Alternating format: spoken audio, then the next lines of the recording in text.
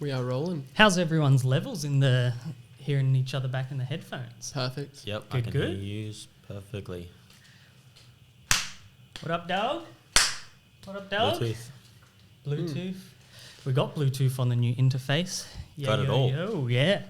All right. I just kick into it. We've, as you can probably tell, guys, spent the week between getting Will's podcast out and now kind of investing in some new equipment to make sure the podcasts that we deliver from here on out are as high quality as possible. Sorry, Will. Sorry, Will. The equipment. We're just so hyped on I was just so hyped, and I hope everyone's so hyped on the idea of getting a good podcast going through Syndicate. And I just thought, probably going to do this forever for a long time. And if you're going to do it legitly. Do it legit, yeah. So Here we are. And With we've got Levi Knight. How are we? Yep, bloody fantastic. good. How are you? Doing really well today.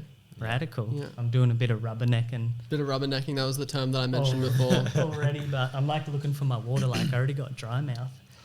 So nervous. In the presence of greatness. So we've all got water. I've got Pepsi. Yeah. Yeah. Pepsi doesn't hydrate you, Keaton. Yeah, but it keeps my sugar levels up. All right. Stay energetic through the whole podcast. We better get straight into some form of story and dialogue so that we don't lose too many viewers in the first couple minutes. Yeah, fair enough. Levi Knight. So, tell us about yourself. Well, I've been scootering for about, I'd say 11 years now.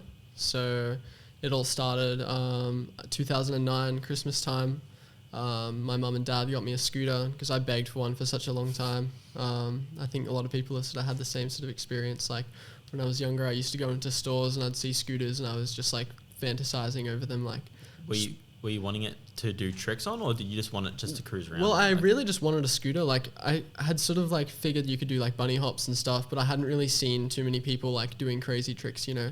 What age was this? I was 8 years old. 8 years old. So just before, actually like sort of 8 months before I turned 9. So like. Yeah. So you hadn't been exposed to much scootering at that stage? Like, did you know there was people out doing tricks? 8 is pretty young to have a grasp of extreme sports like that. Like, I mean, it's just at the...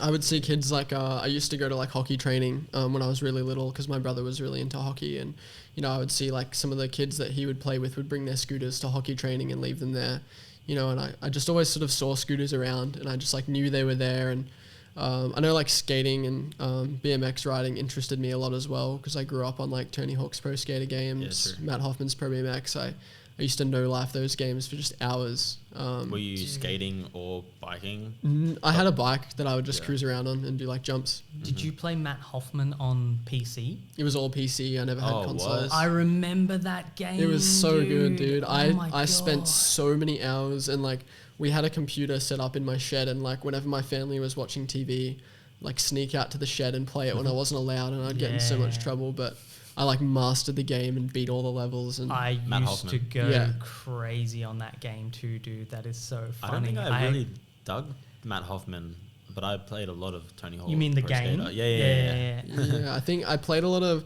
I mean, it was my brother's games because he was into sort of like skating a bit and BMX riding when he was really little, and so he had the games and he would play them a lot and give me turns, and then I sort of like, he lost interest in that and I just like kept it. I was like, yep, skating and BMX is super cool. But I was never like super interested in becoming like a BMX rider or a skater. Like, you know, I was obviously influenced a lot by it, but there was never anything in me that was like, I need to get like a skateboard now and start like skating or a bike or anything, you know. Even though I was having like a lot of fun on my bike, I wasn't like searching to like become like a rider like at skate parks doing tricks and stuff, you know.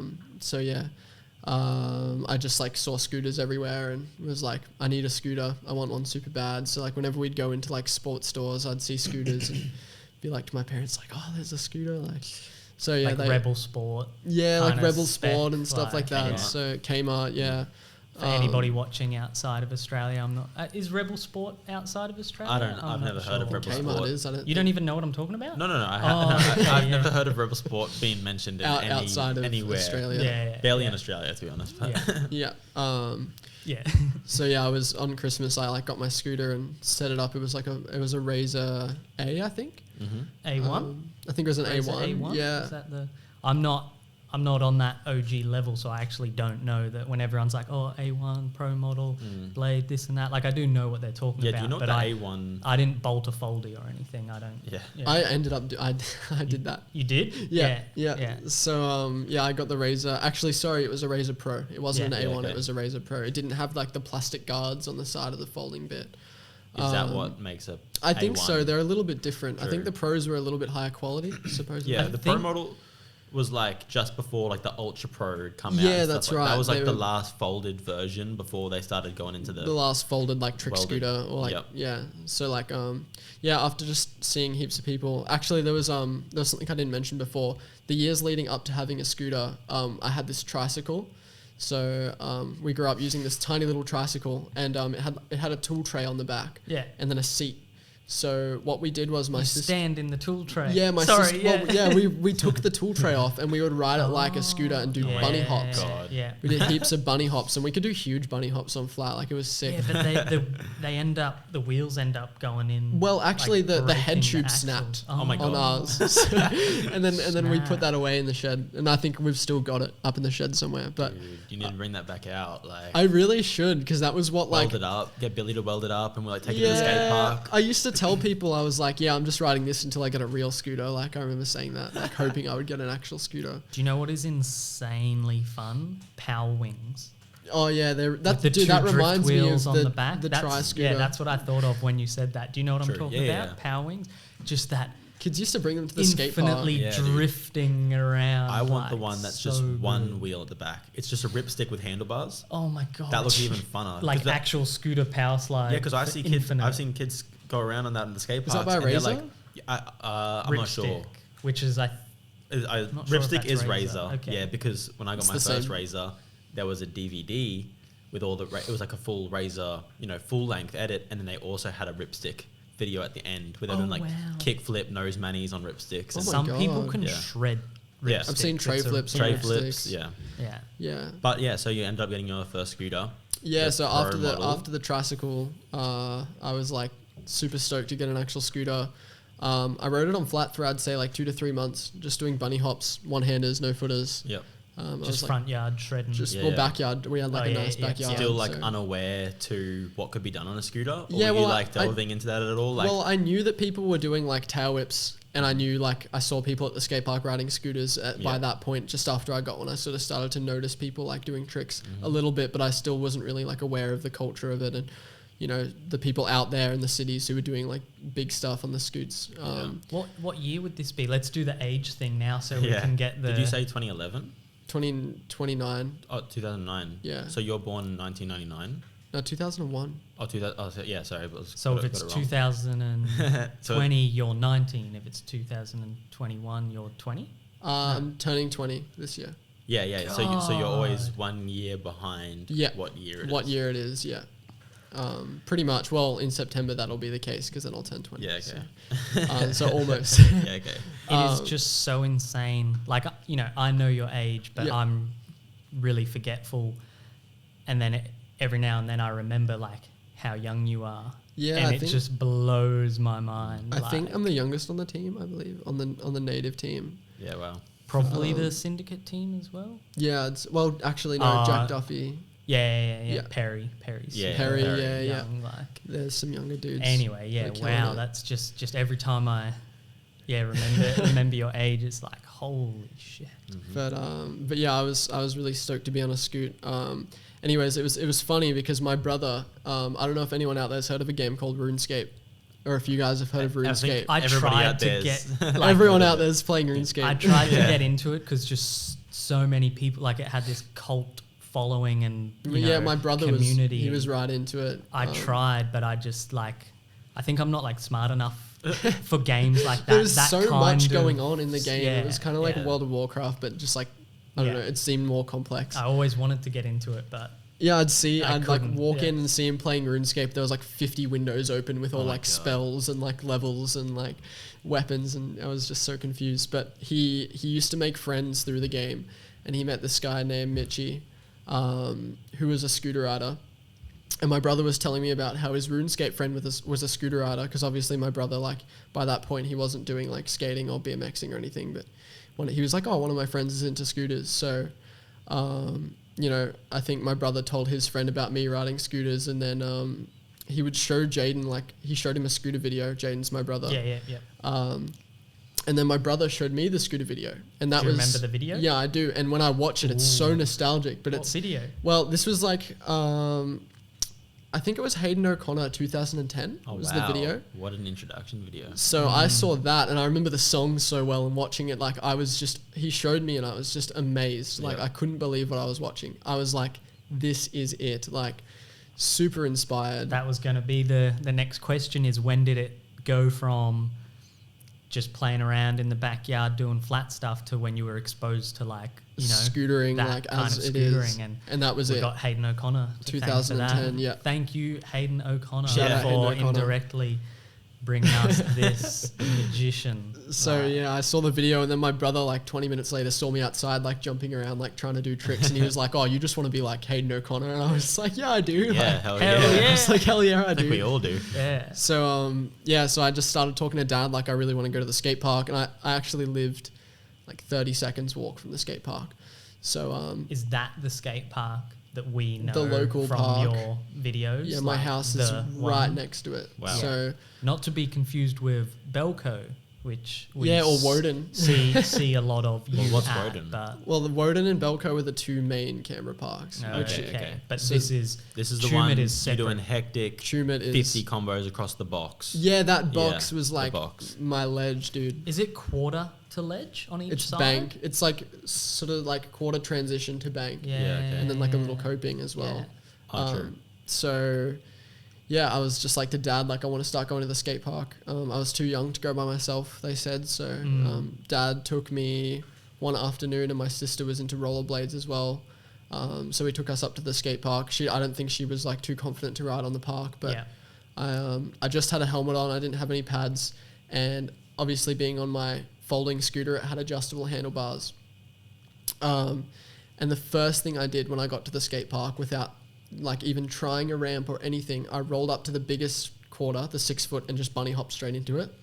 And I just face planted. Oh my god. That was my God, first dude. experience to a skate park. Like my first, like, No. was just face plant, like Yeah. straight away. That could have been like the end of your That scootering could be- career. Yeah. Like, the like beginning and the end Yeah, yeah. together. Oh my god, dude. Yeah. So that kind of speaks to like your riding today though. Like if you at that age went up straight up to a 6 foot quarter pipe and it was jump I didn't dropped touch in, anything else. It was just the first thing I did, That's crazy. and I regretted it. So But also the way he rides now. Yeah, it's is like, so, oh. I regret my riding similar now to that. sometimes. Like, Yeah. just going up and just sending Doing those it. big hammers. yeah. So then Dad, like, he didn't even see me do that. He just turned around and I was like on the ground. So On the like ground we crying, just got like- there. Like I rode up. I was so excited to ride the skate park for the first time. But anyways, there was like 3 or 4 other dudes there. They were just like, what? Like, but anyways, like after that, Dad came over. Like I was probably crying, and then I just like started riding on the box part and like did some little like airs on the quarters and stuff. So yeah, that was Same that. day. Yeah, the same day. Okay, yeah. so you didn't like. It wasn't like a hectic Screw injury. this, I'm going home. Like It was just some grazes, but same like day. whenever I'd go to the skate park, like Dad would always bring me home like with grazes, and Mum would get so mad, like, Yeah. oh, you're always bringing my son home with grazes all over him. Like it's always the father that the kid's with when they get hurt. Yeah. But yeah, I can vouch for that. but the next time I went to the skate park, I had wrist guards, elbow pads, knee pads that my mum made me wear. So they went and bought me Like a some little Toy Will World. Scott. Yeah. So I got there, and it was like Dad, he took me after work because he wouldn't get home until 5:30 when it was just getting dark. So he took me to the skate park, and it was packed. Like there was so many people riding the park, and I sat down and just watched for the whole time and didn't want to ride because it was just like there was too many people. Yeah. What was Tumut like at that point? Was it scooters or was it It was skateboards, it was BMX? Like, it was like 3 or 4 skaters. I know them all. Like I still know them today as well. And they like all watched me like grow up in scootering. And then there was one like really good BMX rider, Ben Kent, who was like crazy. He could do double whips, like 720s. Just like really, at that park, everyone just looked up to him because he, like, including myself, because he was just like the king of the skate park. Of the park. Yeah, he would just air huge, and he had been riding it for so long, and everyone else sort of just like wanted to be like Ben, I guess, when it came to like bikes and stuff. So yeah, what were we? Sorry about me checking the timer and stuff. I just realised we got a good timer on there too, so I can kind of ignore this. When that gets to 25 minutes is when we're skipping to the next. When we'll have to reset the cameras. Yeah. But yeah, so riding Tumut, just watching, like, you know, is the reason that you mentioned that you were just watching because of a particular reason? Like, was that something like a time that you really ingested what like the skate park life was like, or you know? To an extent, yeah, but I think I was just too scared to ride in front of the older dudes. You know, they were all so like confident, and there was a lot of scooter riders, a lot of BMX riders. So there were scooter riders. There was a lot of scooter riders. Okay, cool. There's still videos. Were they on trick scooters? Yeah, well, they were on scooters like mine, so like foldable scooters. Trick scooters are probably not. 2009. It would have been like, well, by that point, it would have been like 2010, 11 type. Yeah. So only just getting to in Australia. Yeah. So there was guys doing like tail whips, fly out, and stuff like that. But yeah, there was Ben, who was the really good bike rider, and then there was one scooter rider as well, Chris. Oh, sorry. Chris was his name. And he could backflip, so everyone was like, "This guy's scooter rider that he could backflip back then." So it was just like crazy. That's the king of the skate park right there. But he ended up dropping out of scootering before I really started. Like at that point, he was like just sort of like he was getting pretty like a lot older and moved on to other things. I still see him around every now and then. You know, he probably doesn't remember who I am, but I always say hello. I'm like, sure.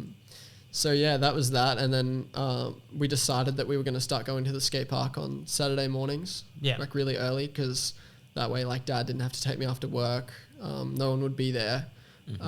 So I ended up going. Like, we'd get up at 7. I'd be so hyped. Like the whole week, I'd be waiting for Saturday because I was like.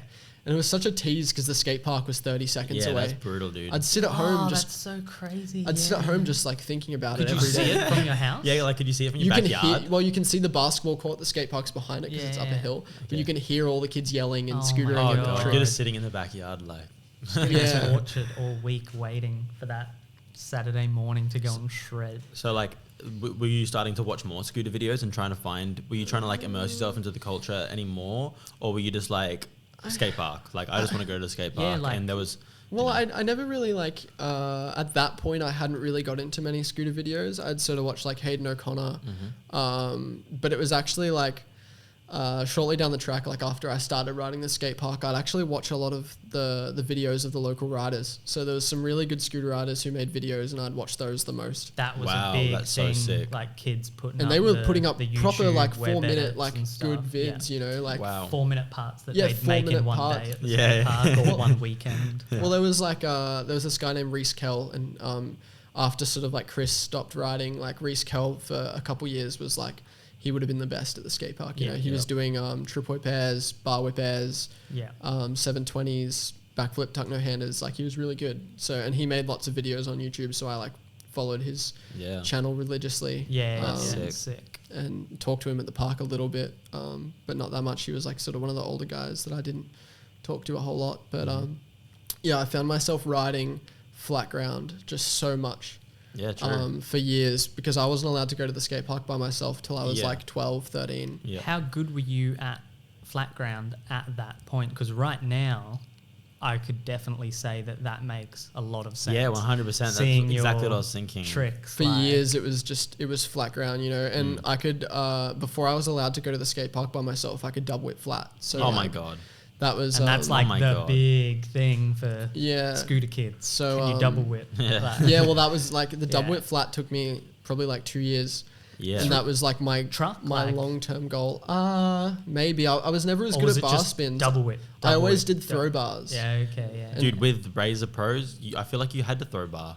Well, a lot of Like the kids. it's hard to pass around like couldn't you this. A lot No, of but that's the- hard. Like it's Oh, almost we're easier here to do like again. this. We did this last Just episode. yeah. Bar spin. Well, Yeah, that's the how Boston there was other motions. guys who did it too, but I mean, there was some kids who would like set bar feeble because they knew I couldn't bar properly. So then Sure. I'd go to throw it, I Dogs. couldn't land in the feeble, and then they'd Absolute dog. try to teach me to do it the proper way. Yeah, not really dogs. That's a good thing about a game. Also, like with the Razor Pro bars, like with me, I could triple throw bar flat before I could pass around bar. Literally, because I would just jump up and go. Oh, Just yeah, throw it yeah, and catch They'd it. spin yeah. fast. They spin too. fast, yeah. Wow. But yeah, it was just a little flat for me. Dad built me a little wooden kicker. Yeah, yeah. I helped Oh, yeah. him build it, so I've still got it at home. I rode it when I went there last. Nice. It's just really small, and it's actually easier now doing tricks on flat than it is on the kicker because it's like Yeah. a sharp transition, and once you hit it, you have to like late jump almost. I never understand small kickers when I see people riding them. I'm like, that seems way harder because of the like you take your front wheel off before your back wheel even hits the kicker. That's what I mean. Like, Yeah. and I think now that I'm on a longer deck, it's probably Yeah. different too. Yeah. But when I was The younger, longer the deck, the harder and harder it gets for those small kickers. Like Yeah. those small kickers are deadly because you just do those ghost pops where you like you pull the front up like you're hopping. Oh no, I've hopped, but then the back wheel's still coming up, and then you're Yeah. over the front. Yeah, small kickers, long wheelbase. Death. but yeah, my brother, you know, like there was one point where he got a little video camera, and we made a scooter edit on my kicker, and we never finished editing the footage, and I don't know if the footage still exists, don't. but I want Imagine if we could get that footage. Oh, I'd That'd love be to so find gnarly. it. But like on my even on my Razor Pro or my Razor Ultra Pro, because after I got the Razor Pro on my 10th birthday, I believe, I got the Razor Ultra Pro, which is when I started learning like, you know, better bar spins because of wider bars and stuff like that. But yeah, it was either on that scooter or it might have been my Razor Pro that I've got like a clip on my Instagram of when I was riding it in 2011. Wait, sorry, did you say Ultra Pro? I got the Ultra Pro for my 10th Yeah. birthday or Did you my get the 9th wide birthday. bars or the narrow? They were a little bit wider. They were a little bit wider Yeah. because I remember they brought out like there was one that had really wide bars And they for were that really time. tall too, weren't they? And- I swear Razor Yeah. came out with an Ultra Pro that had I know what you're stupid talking tall about. bars. oh as well, they would have because like Big Ron still rides that scooter Yeah. to this day. They So were- are they the ones that were really tall? I swear just there remember was my a cousin really- got one and he got one that the bars were probably like 20 wide, but back then it was like, whoa, there's room between the grips and That's the middle of the ridiculous, bar. yeah. Like that was I crazy. think I bought one of those scooters Yeah. to take the bars off because of how tall. Yeah, you they had were. you ran those Yeah. bars I with like think an I- attic deck and Yeah, like I you swear I know, remember late seeing into that. Yeah. scooters being really advanced. I was like, Yeah. it was still hard to find. I the bar. vividly remember Yeah. you riding that scooter because I was like, this dude's scooter must be so light. Like you got these aluminium T-bars. I think they're aluminium. Yeah, And they you're were super an addict light. and yeah. They were Yeah. good. They were good. For I think I sure. had the long foamies even True. on that. Yeah, the I think, XL. I think came foamies, out with like- good foam grips too. Yeah, Yeah, I these were love like them. a bike company that were like that long, Yeah. like a foamy, like Neoprene- so it they could were go all neoprene the way to the grips. middle. Yeah, it was I always amazing. wanted those because I remember riding them on the Pro and they were like pretty good. Mm. But the grips that I got on the Ultra Pro were like those really hard, Yeah, the stiff grips that and like they've got like a crazy pattern on them that's really like spiky. abrasive. Yeah, it's terrible. Yep, terrible. Yeah. So yeah, I think after like I don't know, after I got my Ultra Pros when I started learning triple tail whips, bri Flat? flips. No. Okay. Not on flat, nah. It took me a long time to get triple whip flat. Yeah, and age now. I rode the Ultra Pro for probably like I'd say a year. So I would have ridden it till I was like maybe 13. Yeah, Okay. so you're like 13. first year of high school, like grade 8. Does that sound right? No, probably a bit younger, I think. Okay, so Oh wait, yeah, no, 12 yeah. was you're being grade 12 7. it would have been like grade 7. Yeah. yeah. Yeah. 12's grade 7, 13's grade Yeah. 8. Yeah. Yeah, no, yeah. I'm just trying to get a gauge of how old you are and how good you are. Yeah, and, the reason that didn't register is because like I was good are you? I was homeschooled, so Oh shit. Okay. Yeah. Yeah. So you're Oh. not. Wow. that's probably something I should have mentioned before. Yeah, okay. So Dude, you're I like didn't know this about didn't- you. Yeah, I didn't know that about you either. True. Okay. So you're Next at home topic. every day. Yeah, at all day, home every all day, day. next to I the wasn't skate going park, to school. dude. What was it like being homeschooled? Yeah.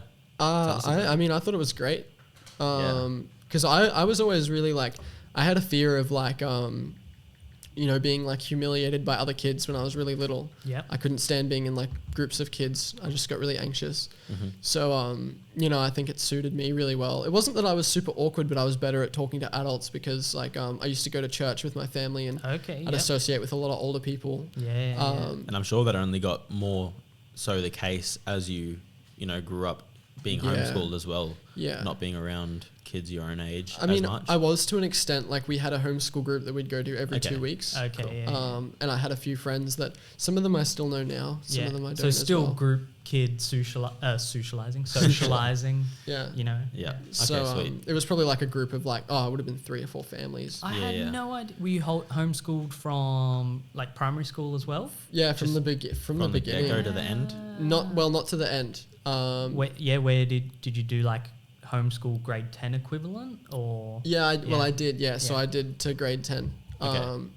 So yeah, by that point I was like, I was being homeschooled. I was on my breaks. I'd go out and ride my scooter just on flat ground. That's all pretty the time. good because you can't do that at normal school. Yeah, That's right. I got to ride my scooter during my breaks. That's a bonus. So you had an advantage, is what I'm hearing. Yeah. I'm kidding. Wow. So, no, that's legit. He got all there's that no extra way time you on can't the scooter. downplay Liv. But I was never allowed to go to the skate park until after school. Yeah. Because mum was like, but you did get to that she was like, people might see you and think that you're like should be in school. Yeah. So I wasn't allowed to go till 3, and I'd have my like watch ready to go. Like 3 on the dot, I'd be like, all right, mum, I'm going to the skate park. And at that age is when you're now allowed to go by yourself. Yeah, 13ish. That would have been 13. Yeah. There was actually there was a guy named Andrew.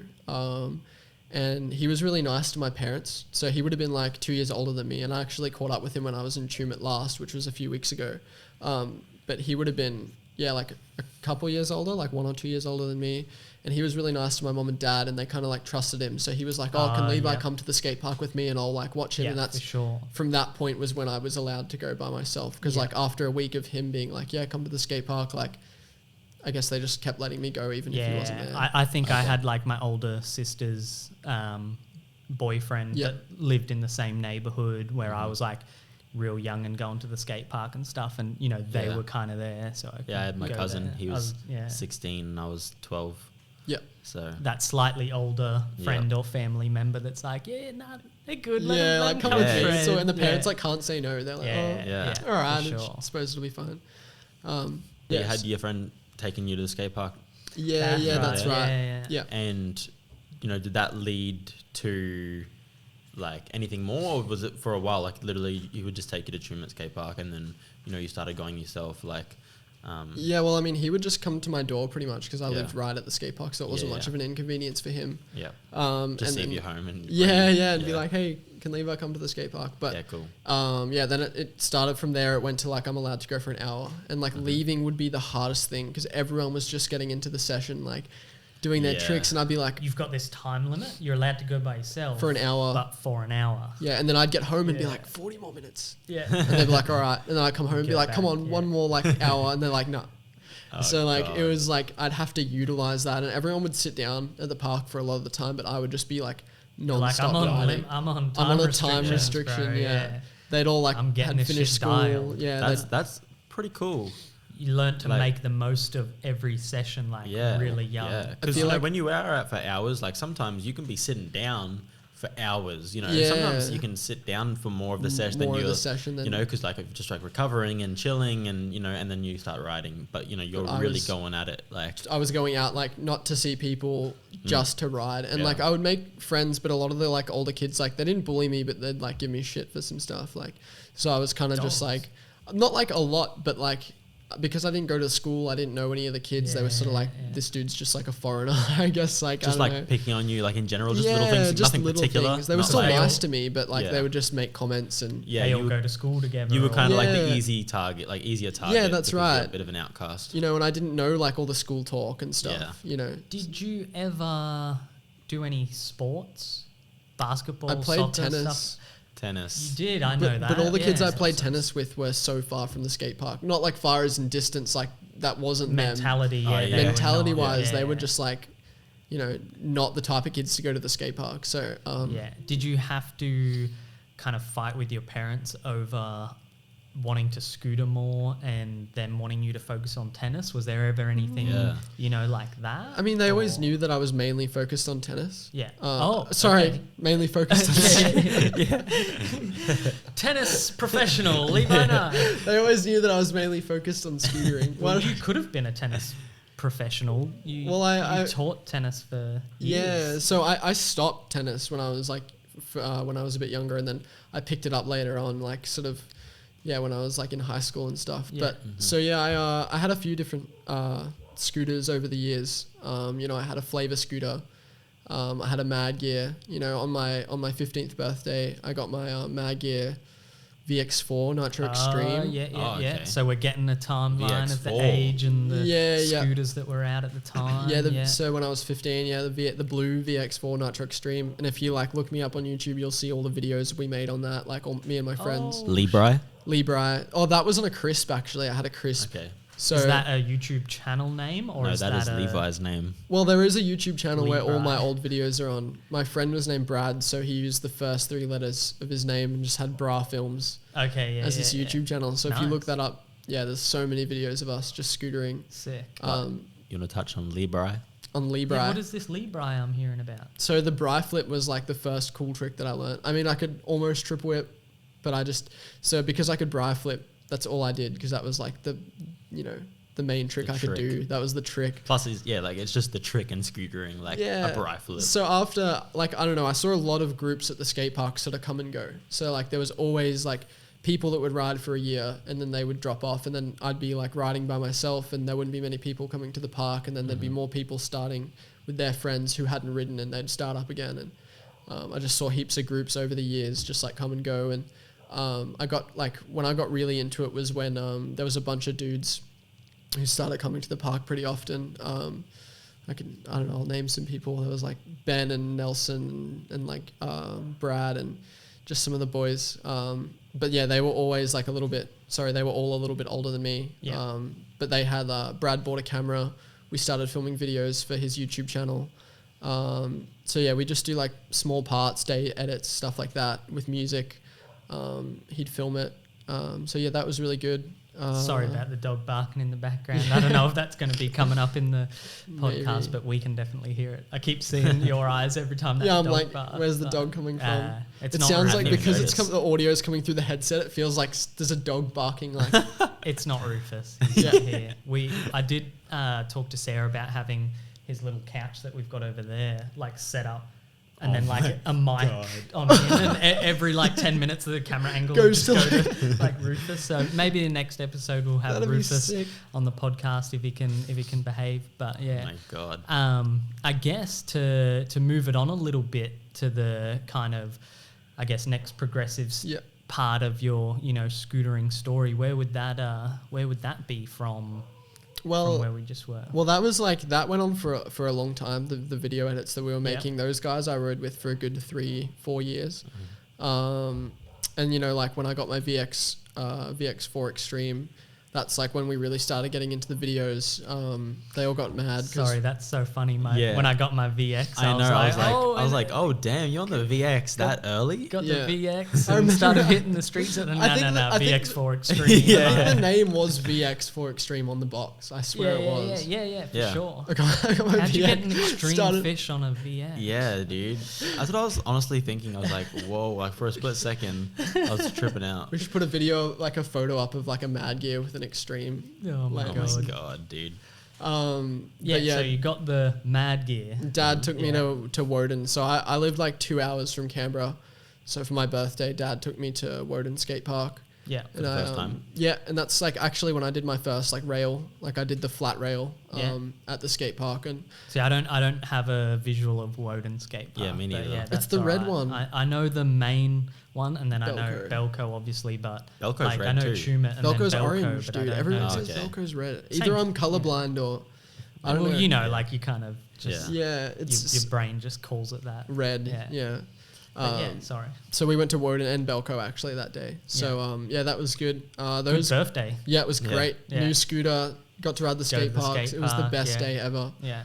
For sure. So then after that, we sort of kept filming videos, me and my mates, but they all sort of dropped off a little bit.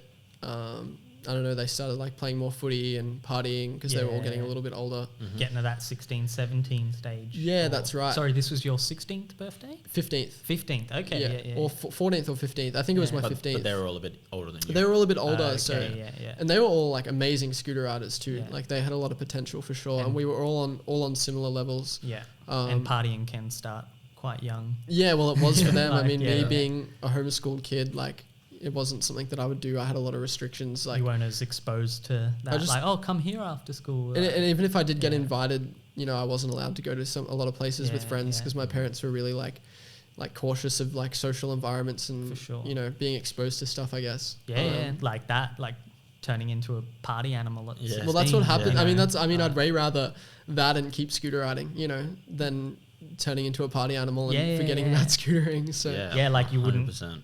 You know, might have been a little bit weird and restrictive at the time and stuff, but it did suck a bit, but it was like that, like So you know, like all good things come to those who wait. Yeah. So like sure. you know, once I like later on when I got my car and stuff, I started just you know like going more skate parks and stuff like that.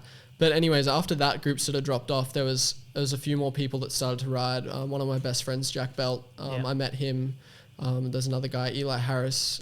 Us three, like we rode a lot together, and they got pretty good like over the years. And they would film me Insta clips. That's like when I got Instagram. Oh, okay, yeah. So this is when this is coming up to the Levi Knight that Levi 2 Knight. Levi 2 Knight. Yeah, so it was always Levi_Knight_, but then after a while I changed. But yeah, so they would film me Insta clips. I'd film them Insta clips. And then I started high school. So this was year 11. So it was actually my, I would have been year 9. You started high school? Well, started homeschool high school still? Or? Well, no, actual high school. Okay. So I did homeschool up until year 10. Yep. And then year 11 and 12 I was supposed to do high school. I never made it all the way through. Yeah, but you actually got your year 10 homeschooled, and then for year 11, okay, you're going to do year 11 and 12 at a that's government high school kind of thing. Yep. But it was actually in year 9, my mum passed away. So after that happened, not having her around to homeschool, and you know I had to do a lot of homeschooling things myself. So there's a close family friends that we know. They invited me to come up and do homeschooling with them for a year throughout year 9. Okay. Because they had I used to go to homeschool group with them when I was really little. Yeah. So one of their daughters, she was also doing, I think she was in year 7, and they were homeschooling her. So we did year 9 up there. So I'd catch the bus to Batlow, it was called. It was like 30 minutes from Tumut. And then year 10 was when I homeschooled myself for a year. So Dad would be at work. Crazy. And then I was doing school. You've just got the little curriculum pack that you have that's to right. do. Yeah. So I was that's doing insane. So I was doing maths, English, science, all the books, all the homeschool curriculum. I can't remember the name of it now, but so after that I finished that. I didn't really like it. It was hard to be, I had to be really self-motivated, and it got really difficult. My brother was always really good at maths, so he helped me out, but and then I went into year 11, which is what my brother and sister both did. So they finished year 10 homeschool and went to high school. Yeah. And that's sort of coming up to when you guys Syndicate and Native sort of started seeing my scooter posts. So I was riding heaps because obviously. I definitely remember that period. Yep. And I think at that time specifically, Reese was a lot more on the Instagram and stuff. Me. Yeah, for sure. I do, definitely remember that, but I don't remember the exact, how it all went. You were telling me the story yesterday in the lead up to the podcast. Well, I remember the purchase, your name being a part of orders and whatnot. Yeah, well, I was buying stuff with Dad from Syndicate. I was watching all the YouTube videos. I backed it so hard, man. What you guys were doing. Yeah, for sure. I was this is the best. So I see you as one of those people who were a big fan of Syndicate. Your name was popping up because of that. You're placing orders, probably liking, probably commenting. I'm not sure. You know definitely. what I mean? Keeping up with all the posts. Yeah, for sure. And then Yeah. I think that's why it's so kind of blurred for me, because I definitely remember that now that you mention it, like the mix of the orders, and we were doing like the vlogs. I was watching it all, This person had an order come through, and I think my name might have even popped up, or my order might have been on one of the vlogs. Well, wow. The thing is, it happened with Will Scott as well. We forgot to mention it in the podcast, but I like posted an Instagram like, sick, got an order from Will Scott. This guy's a sick rider. Caption like, hope it's the same guy. Oh my god! I think I do remember that. Will has the screenshot, and he showed me. Oh my god! And I've got screenshots of stuff like that. I've got screenshots of stuff like that as well. Like, yeah, it's crazy. But what was that like?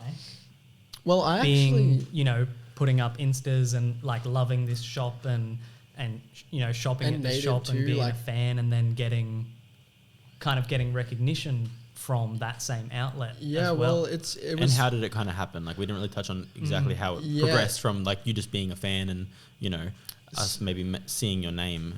Yeah, so I was scootering heaps, watching a lot of video parts. Like Zach Martin was my favorite rider at the time for Proto. He was probably peaking at that point. He was peaking at that point. Yeah. I was watching like all his video parts. I don't think Zach Martin's peaked. I just want to put that out there. I think there's a lot more. Well, peaking was a bad word. Just he was like really going at it that year. Dog. Now you probably used the right word. I just don't want to be putting. Hope he doesn't see them. Zach Martin in that category. So I was a huge fan of Zach Martin. Yeah. There's a few other riders too that I was a big fan of. I had a friend named. Sorry, I do this every episode now. I had a friend named Cody in school, and I got him back into riding because I used to ride with him when I was a little younger. He got back into scootering with me, and then I was still riding with Jack Belt, Eli Harris, like those guys too. So he kind of joined in on our group a little bit. Yeah. I was just scootering so much, man. Like every day, all day. That's what I was doing. Other than school. And this is the Phoenix deck era. Yeah. Well, it was Urban Art and then Phoenix. But yeah, I was going to mention before that it was funny because I'd been a fan of Syndicate for so long actually, because I had I don't know if I should name the brand of deck that I had. I had a flavor deck. Yeah. And I like nothing against flavor. We love flavor. I gave the deck a really hard time. Yeah, So I got a Jabberwolf signature. Yeah.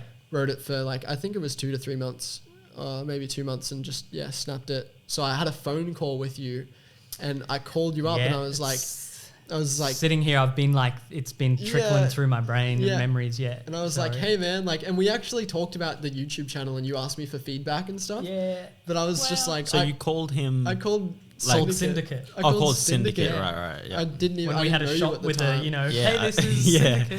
Yeah. So I called you up, and Dad had spoken to Reese beforehand. Yeah. And he was like, oh yeah, Reese, he was on for a yarn. Like he was. He just wanted to chat, and I was like, yeah, and I was like, yeah, and then I was like, all right, I'll call about the warranty, because I think Dad did initially, and he spoke to Reese, and then I called you up about it, and you were like, yeah, like the owner of Flavor Dean's coming in this week, so I'm gonna show him. Yeah. Also, just that's why you didn't want to mention the deck, because it was like roasting them. They're all deck snap. Yeah. Well, I mentioned before I had a Flavor scooter, but something similar to this as well. When I had the Flavor scooter, I would have been 13 or 14. Yeah. And I had a headset problem. It was just a clicking in my headset bearings. And Dad called Dean when I was like 13 and spoke to him and he sent me like a new headset and huge stack of stickers. Like it was the best. Oh, yeah. But yeah, anyways, I was just scootering heaps at the time with Cody and Eli and Jack. We were just filming heaps of Insta clips. Like I was getting really into Gram and just like I'd welded up a flat bar with Dad. We'd bring it to the skate park and just like shred it all day. Yeah, you used to put your flat bar all over the park, the box, the stairs, everything, dude. Yeah. So yeah, that was awesome.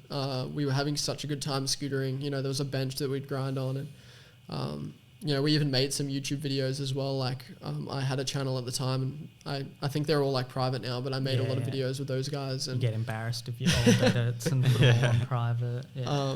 But yeah, no, it was. And then after that, I think there was a clip that I posted on my Urban Art deck, and it was, I don't know, it might have been like a heel front blunt whip, and then like a whip 50 270 fakie on a quarter. and then some other combos. And I tagged Syndicate. I was like #Syndicate store because I was a fan. I'd do that on all my posts. We were trolling through the hashtag at the time, reposting the good stuff. Yeah, and I had been reposted once, and I was like over the moon. I told my friends, they were all stoked for me. Like, they're like, oh my God, you're on Syndicate. I couldn't believe it. And then I was doing it on every post, like #Syndicate store. Yeah, so at that point, we would have been like, or, Brees would have been actually posting the clips from Syndicate's page. Yeah. We had to kind of stop doing it because it became a little bit of a weird thing that when we did, someone would get reposted and then their friends would be like, yeah, sponsor him, or yeah, you made it now, dude. Yeah, and it became this kind of just a bit of a weird cringe thing. Kind of like your exclusive, kids would just like be like, oh, I'm like making it right now. And like, we didn't want to project the kind of essence that's a goal to go for. Yeah. Do it for yourself. Do it for instead of posting it to just get like. If you're going out, because we're not anti-Insta, but we're pro real life, fun, So we had there's been some conversations over the years, and we definitely toned down on the whole reposting thing. Like, but at the time, people. I'm glad. It was at the time it was huge. Yeah, that's right. If all the comment, oh my God, you made it, dude! Like, I guess kids have Undialed for that now. Yeah. Oh, and every other brand. And that's kind of, I think, at the same time. We won't mention the whole page of every everything. No hate though. That's what we were in advance pulling. Maybe a little bit of it. In advance, that's kind of what we were pulling back from. But because at the time we were doing it, there's plenty of people doing it now. Because that's what led to our relationship. Yeah, 100%. So I hashtag. So also heel to front blunt. Back then. I'm pretty sure I remember. That's insane, dude. Yeah, like, a heel to front blunt is just on a pretty on a quarter. Okay. Yeah. Still crazy, but I was thinking ledge. A ledge. No, I didn't have a ledge that that's had next level. I mean, not saying I would have done it on a ledge if I had one, but for sure. But I did a heel front blunt whip and then a whip back 50 slide 270 fakie on the quarter. Yeah. And then I might have done like back 50 downhill fakie on the box and then 3 fakie into the box. Yeah, I remember this. Yeah, I think I remember this too. On the I quarter. remember this Insta and it went off. God damn. On your account and Syndicate. You guys had a Christmas giveaway going and I had no clue. I hadn't seen it. And I hashtag Syndicate store. And on Christmas Day, I think I got some new scooter parts or whatever it might have been. I was like pretty stoked. And then I opened Instagram and I didn't even have a phone. I wasn't allowed a phone until I was 16, 17. Mm-hmm. But I had an iPad and I opened Instagram on Christmas Day and you guys reposted me and you were like, shout out Levi for winning the Christmas giveaway. And I was just like, what Christmas giveaway? Like, what? Sounds rigged. Yeah, I was like, excuse me? Like, there's a Christmas giveaway? Awesome. I don't remember this Christmas giveaway. Yeah. Wow. So it was what I was posting on Instagram on Christmas Day? Well, it might have been Reese. Yeah, it might have been. But it was a duffel bag and I think I remember what it had. Nobody ever ran the streets without a black duffel. Well, that was the tagline. I've still got it now. I use it. I've got one too. Well, it was actually... Awesome. Sarah, can I have one? I don't have one. My girlfriend, when we were down in Tumut, Sarah, she was like, oh, do you want this duffel bag? It's Syndicate. I was like, oh, like that's still there. Like, so now did you bring it back? I brought it back. Yeah. I was like, I'm not leaving without that. There was we need stuff to get some photos with that. Yeah, there was stuff I left at home, but I definitely remembered my Syndicate duffel bag. But no, it had eagle wheels in it. It had Attic grips, native grip tape, a Wires SCS, a headset, a Syndicate t-shirt. What a pack. Yeah, it was so good, dude. I got it. I was shop like to be giving away such sick packs like that. But I got it in the mail. Like I hit you guys up and you're like, yeah, what t-shirt size are you? And I was stoked. And that was just like, even though, I wasn't hyped that, I was out there on the gram and people were seeing me, I was just stoked that, the people that I follow so much are like recognizing my scootering. And I was like, wow, this is really awesome. So, at that point, like I think my, just around the time I got that package from you guys, my Urbanite deck snapped. And then my friend Bailey from, there was a city called Wagga Wagga near Tumut. He had an old Phoenix Ion 5x22. Yeah. So, he sold me that for like $100. And then I put that together with all the stuff that you guys gave me. I remember you riding that Phoenix Ion for a while. I don't remember you on a Phoenix Ion. I ended up snapping it. That's what I remember of that period most. Yeah, like Insta clips on that. It was the Ion.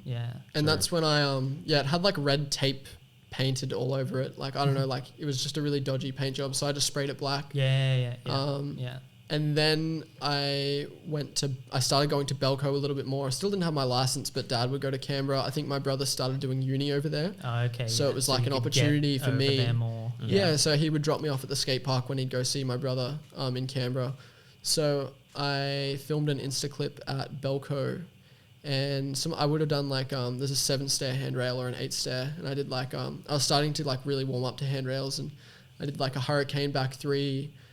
Whip front board. I know this Insta clip. Backlip, full whip. And then I did like some front 50 combos, not on the rail. And I think something else. But anyways, I posted that. And all of those tricks that I was doing on the handrail, to me, it was just the same as the flat bar. I was like, I've learnt these on my flat bar at home. I've done them 1,000 times. Yep. So I'd just like take it to the rail at Belco. The down rail. The down rail. That's an incredible mentality, by the way. It was almost I've done these like, on a flat bar, so I can do them down an 8-stair handrail. Like it just felt the same, you know, like because the rail drops off as you jump out to it as well. It was pretty low to get onto, so pretty mellow and stuff. So I never had any like bad falls on that rail until like a bit later on. I had a couple, but I made an Insta clip there, posted it, and then like a day later, I still have the screenshot. It was like Syndicate reposted it. Reece Jones followed you. That's what it said. I was like, oh my gosh, like Reece Jones, like no way did he just follow me? Because like watching all the Fam Hungry videos and all the Syndicate videos, Reece was like my favorite rider. Same. Still today, like one of my favorite riders, you know. Same. So I couldn't believe it. And then I like looked at my messages and like, this would have been a few days later. He sent me a message, but everyone was commenting like, get him on the team, like sponsor him. And I was kind of like, people had told me before, they're like, oh, you should get sponsored by Syndicate. I was like, nah, I doubt it. Like because you guys had just put Jack Duffy on the team. I was like, they've already got like a lot of riders, like, you know, and I'd sort of like wrote off the idea. Like I wasn't like, didn't think it was going to happen. And everyone was commenting that, and I was kind of annoyed. I was like, now they're going to see this, and it's like, I was like, that's just going to put a bad light on it. That's when it's like kind of what I was, talking about. I was like embarrassed by it. It's a bit weird and stuff. All my friends like commenting that. I wasn't embarrassed by it, but I was kind of like, oh, like, you know. I can see that. Like, you know, you being afraid that that's the energy that you're putting out. Like, because I thought that you guys are going to see it and be like, oh, he's told all his friends to go and comment, sponsor him. And people do that. So I was a bit annoyed, but so don't do that. Just don't do chill, that. Shred. Let your mates shred. What's gonna happen? Just comment something else. The riding speaks. Just get behind the riding. Go out riding. and film a sponsor me video in the streets. Like the olden days. Make it legit. The golden days. The golden days. But a few days later, I checked my messages and like I had a message from Reece. And I like screenshotted it. But he pretty much just said like, can you remember it word for word? Well, it was a big message. If it was short, I probably could. No, you're on. He was just like, you know, I know a lot of people were commenting we should put you on the team, but I had the idea before that or something like that. I was like, oh, yes. Being like, I swear it wasn't because of them, bro. I had this idea first. Well, legit. We would have. Because they've been reposting me for a while on the page, so... you know, I was really hyped, and then he mentioned that he was like doing the social media and team for Downside scooters at the time. We were the distributor for Downside in that they had this real second wind around the time Syndicate had, opened up, and they were like they were coming back strong and had some sick products, the bars and the wheels. We were doing the new the distro, and they still owned it. They were running it, but we were like their main manager for the in team Australia. And as the distributor, media, we were able to just be like, choose team riders and run the Instagram for them, because ultimately it led back to Syndicate and stuff. So he was like, would you like to be a part of Syndicate and Downside? And I was like, at the time, like, I don't think Kevin Austin was riding for Downside, but I remember he used to be on Downside, and I was like, wow, like, he was still like loosely affiliated with it. So I was like, I think he had left, I think, at that point, but I was like, wow, Kevin rode for this brand. He's one of my favorite riders. Downside, like, Downside was super OG. So I was like, what an opportunity. So, I think like I don't think Reese announced me onto the team for about like 6 weeks after. Yeah. And I remember like being really afraid to message like, is it still happening? Yeah. Well, we would have sent you a package. I think you did. You did actually send me a package. Yeah. So I got some like bars and some downside wheels and some other stuff. So I got some bars. I think some grips. Maybe some downside wheels as well. So I was like posting, some Insta clips promoting those. And I actually, I didn't mention before, but there was this guy, or this group, 2 brothers actually, these guys who run skate comps. So they had been doing skate comps since I was really little, and I'd always go to their competitions. Shout out Totem Skate School. And they're still doing it? They're still doing it, man. Search it up, Totem Legit. Skate Totem, School. yeah, shout out Nige. He's a great guy. If you're skating and in that area, do they do scooters too, or just Well, that skate? was the thing, like they did scootering, but when I got a bit older and I was like, I don't know, there was a lot of younger riders scootering, and it felt weird for me to be competing in their scooter comps. So what I would do they would get me to judge. Yeah. So I would do the scooter judging for them. Awesome. And then there was a time where just as I got on Downside and Syndicate, Nige was like, yep, we're going to do Wagga Wagga, Griffith and Albury skate park like workshops. Yep. Mm-hmm. So he needed a scooter guy, and he had one of his other mates to come along and do it as well. So he came to Tumut, picked me up. Dad was like, yep, you're all sweet. So we went on the road for 4 days. It was really fun, actually. We went in a van. Yeah.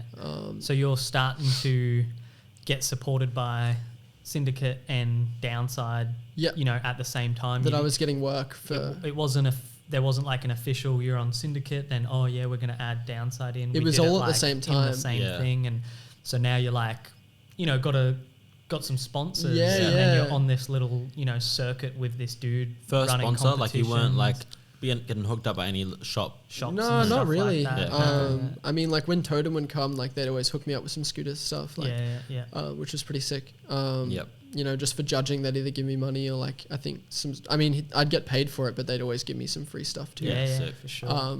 And I think Nige even like at the end of the road trip, like he gave me a skateboard because I was into skating quite a bit. And I still am today. Like, you're a really good skateboarder. Yeah, that's why I was kind of expecting you at the start of this to say that you were skating before you scooted. No, it was always scootering. You can tray like almost first pop. Yeah, I got trays pretty good. Yeah.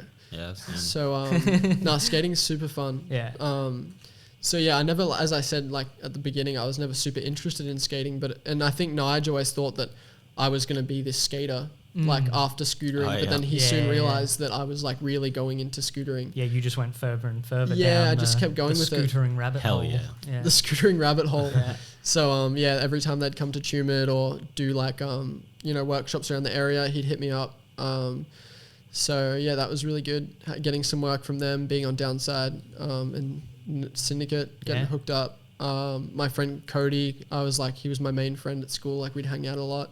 He was really stoked. I was just like, I was in awe because I was like, I got a sponsor. Like that's crazy. I'd always dreamt of, having a sponsor, and then the fact that it was Syndicate, like a shop that I was so like about, it was just, it all worked out for sure. Like I was really stoked with everything, and I'm really stoked. Yeah. So I think everybody's stoked. Like it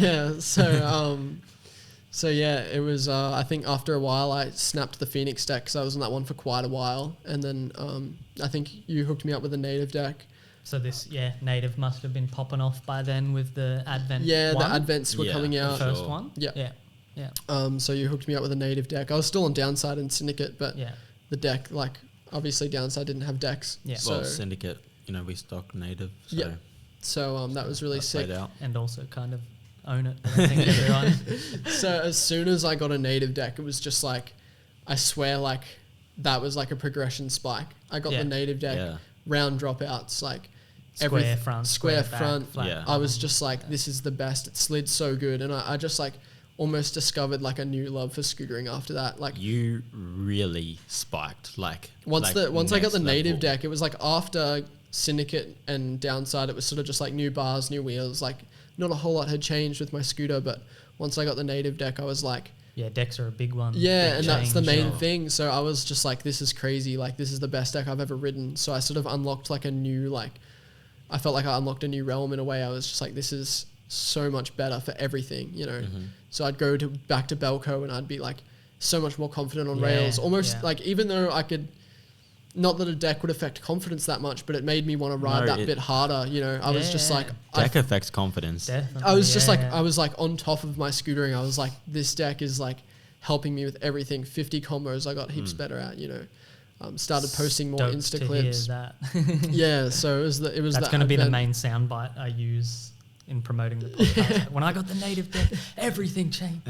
Well, yeah, like unbiased. Like I wasn't even on native at the time. And I was just like, this is crazy. Did you think that was a possibility then? No, not really. Wow. I hadn't really thought about it. Were you like, so you like, did you ever hope for it? I did in a way, like after a while, like not necessarily from the start of getting the native deck, but after a while I saw some of the guys on native and I was like, wow, that would be like my dream sponsor for sure, you know. So yeah, I kept riding heaps, kept posting a lot. And then I started working for a local bike shop.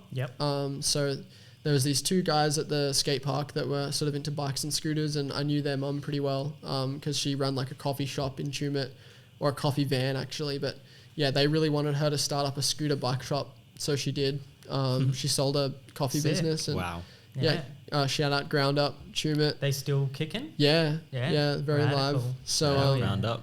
Not just scooters, skate, bike. It was mainly like it was a lot of mountain bikes. Because that's what the whole family's really into. Yep. And then they stock like heaps of scooter stuff, and then they like went into like water sports. I remember skateboarding. Sending them some stock. They got some native stuff some in. orders from us.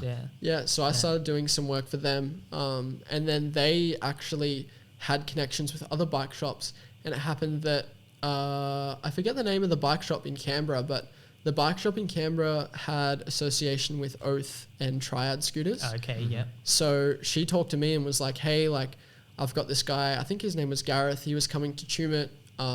You know, he knows the people from Triad and Oath. Yep. You could just talk to him. I'll just introduce you. Not like he wants to sponsor you or anything, but just like I've showed him your scootering stuff. Have a chat to him. They're just trying to help you out, like push you to some people. And he was aware of that. Yeah, and then at the same time, like Billy Watts and Angus Hughes, I think they were following me on Instagram. Yeah.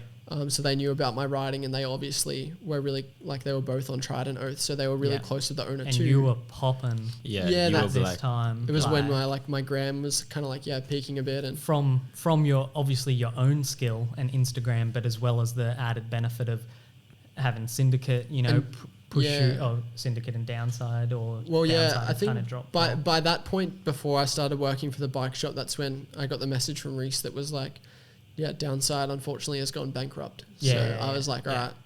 Yeah, they had to fully just stop doing business. We even did try and say, like, can we keep it going and stuff? But part of the legalities and formalities of, you know, how they did their thing is that you weren't allowed to, the name was not allowed to continue, like, publishing as a business. Anybody else. It would have been seen as a sale of the business or this or that. I did try and revive it. We were trying to keep it alive. I've been thinking since hearing this. I'm like, man, Downside. Like, if that come back strong, like, if it did, you would have to absorb the debt, I guess, that was owned in the bankruptcy and stuff like that. And it's just like, no. So and it was Jared Brown on the team as well, because we got put on at the same time. He's crazy. It was really cool. Like, we went to Adelaide a couple years ago and I met him.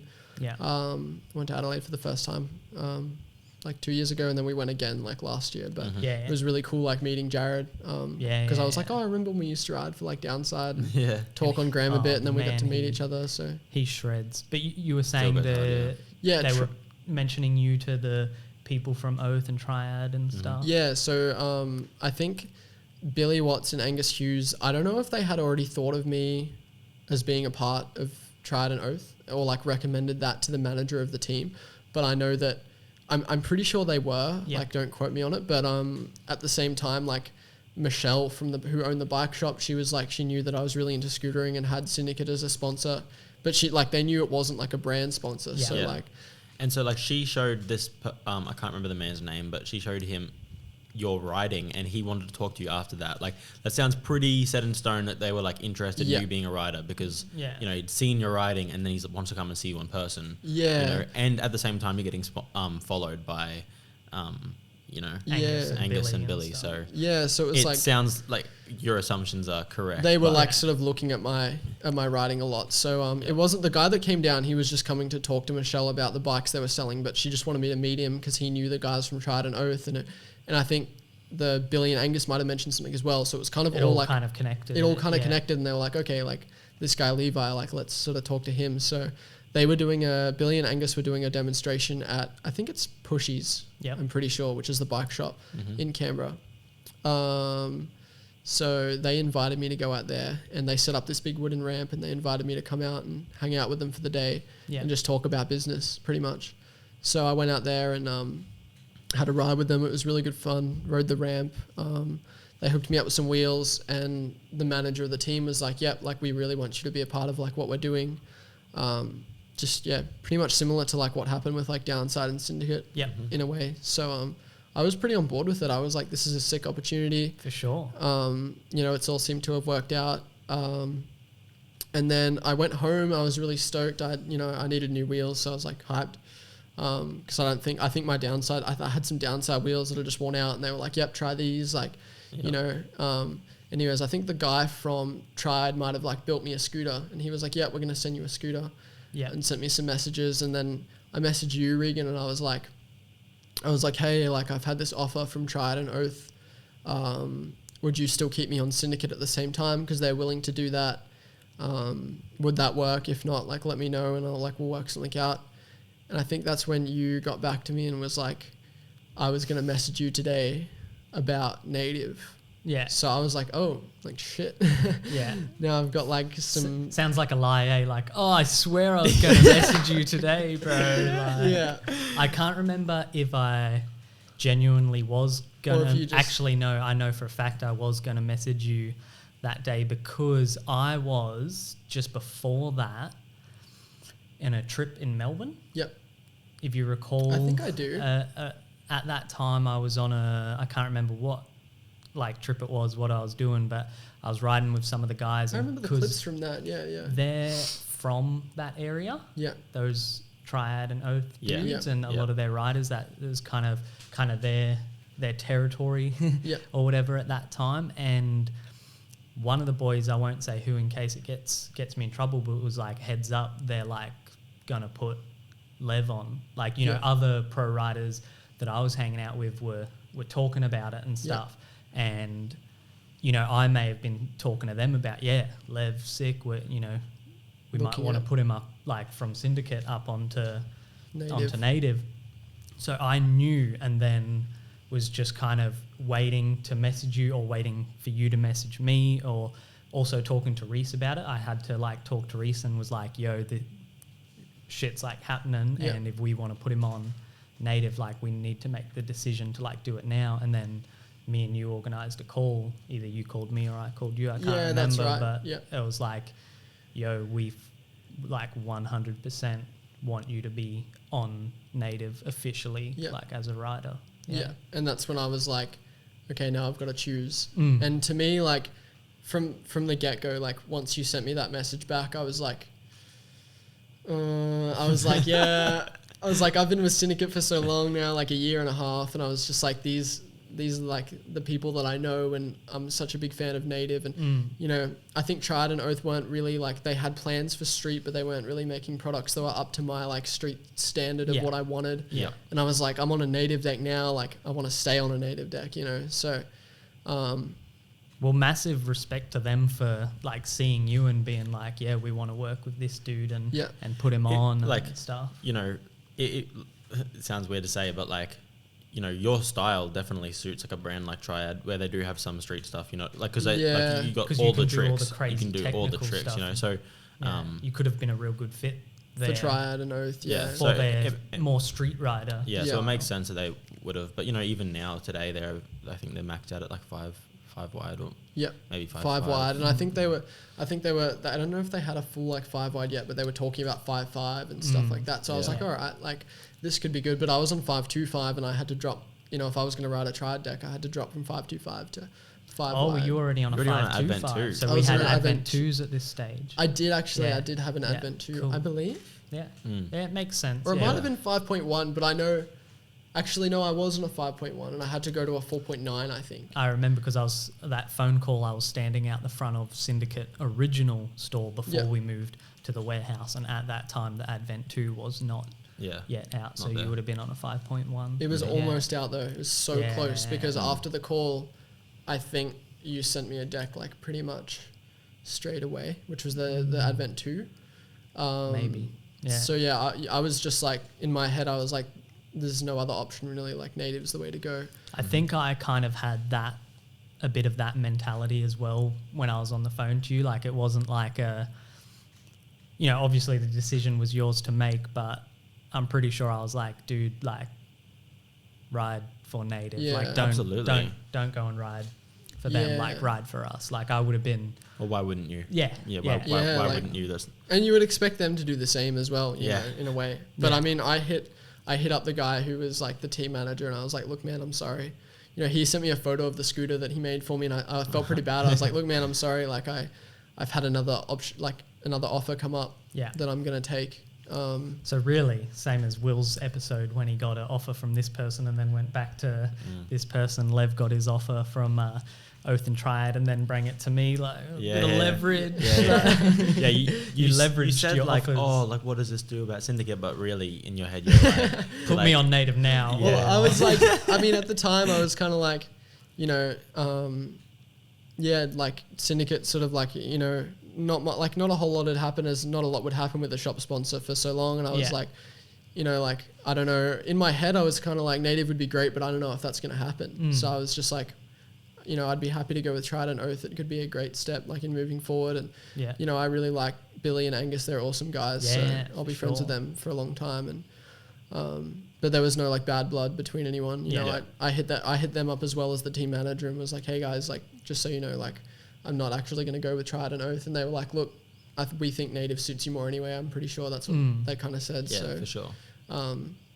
So yeah, it was really cool. Like, even just going out and riding with them that day, it was really good. And, I got a lot from it. So, but yeah, after that, it was just like, it was full on, So what kind of happened after, you find out that you're going to be on native? Like, what's your mentality then? Like, what do you have like goals? Like, okay, I need to like film for a part. Like, you ended up moving to Brisbane later. Was that like an immediate reaction to finding out you're on native? Like, you wanted to be more involved? That was a long while. There was a long while, before like, you moved to Brisbane. But like, where was your head at? Like, where were you like, okay, I need to be.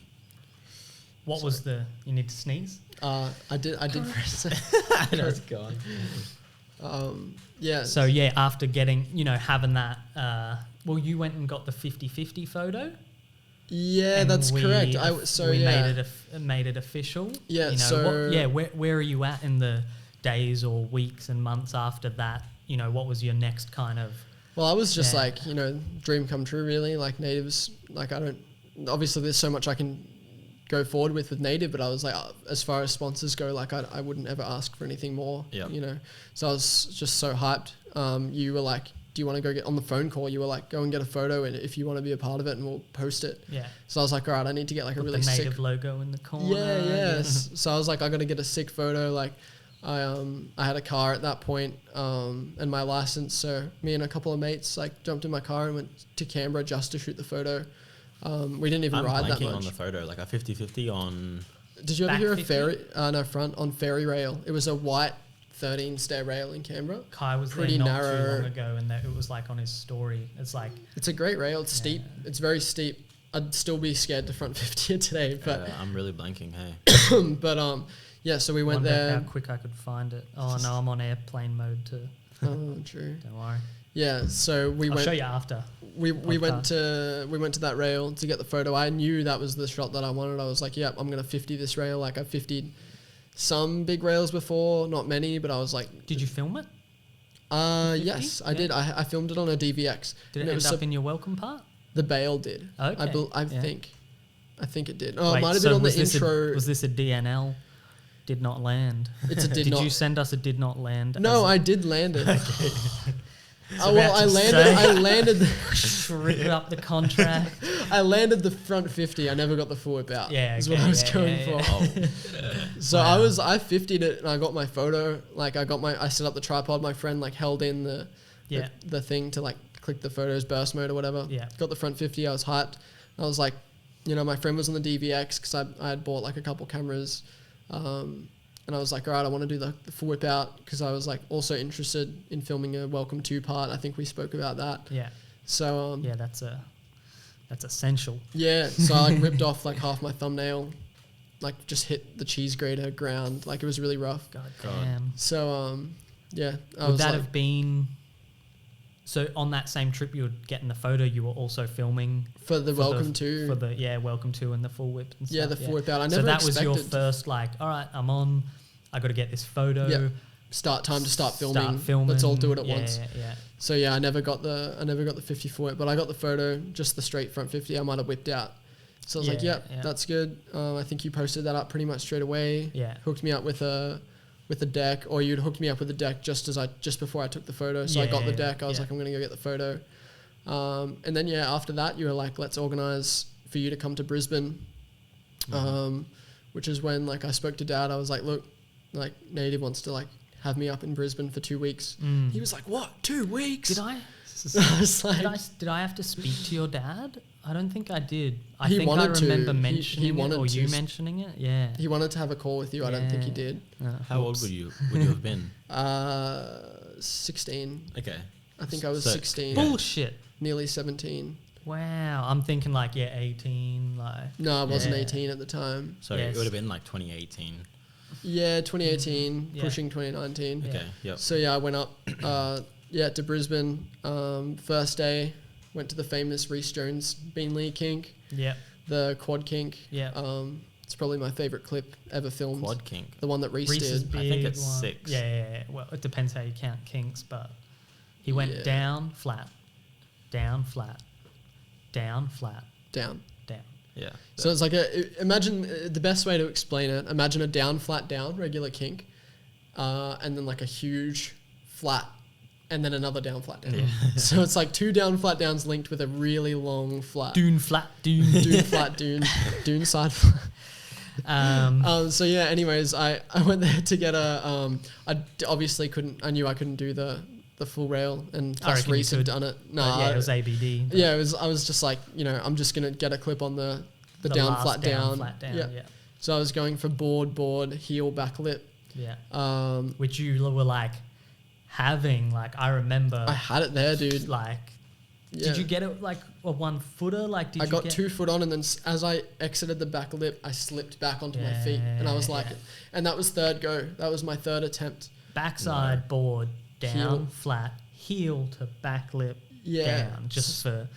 And it was just like to a reiterate 6 flat 6, how I gnarly think, that is. or a 7 flat And 7. a couple years ago now Yeah. as well. Oh, yeah. Also putting that out there, So- just for anyone Yeah, because my Welcome To maybe came out. underestimating how gnarly Levi is, which I don't think anyone is. But yeah, my Welcome To came out like a year ago, and it was filmed throughout a year, and that was one of the first clips that I got for it. So That's right. Your trips to Brisbane, were you're still filming the Welcome To. Like, yeah, the you trips to didn't Brisbane have were your for video the out, Welcome yeah. To, you know. Yep. So I ended up like hurting myself on that rail. I think third attempt I like did the best heel, landed in back lip, just slipped out. I was like, yep, next couple goes. Half an hour later, let's go get lunch and come back. It's raining a bit.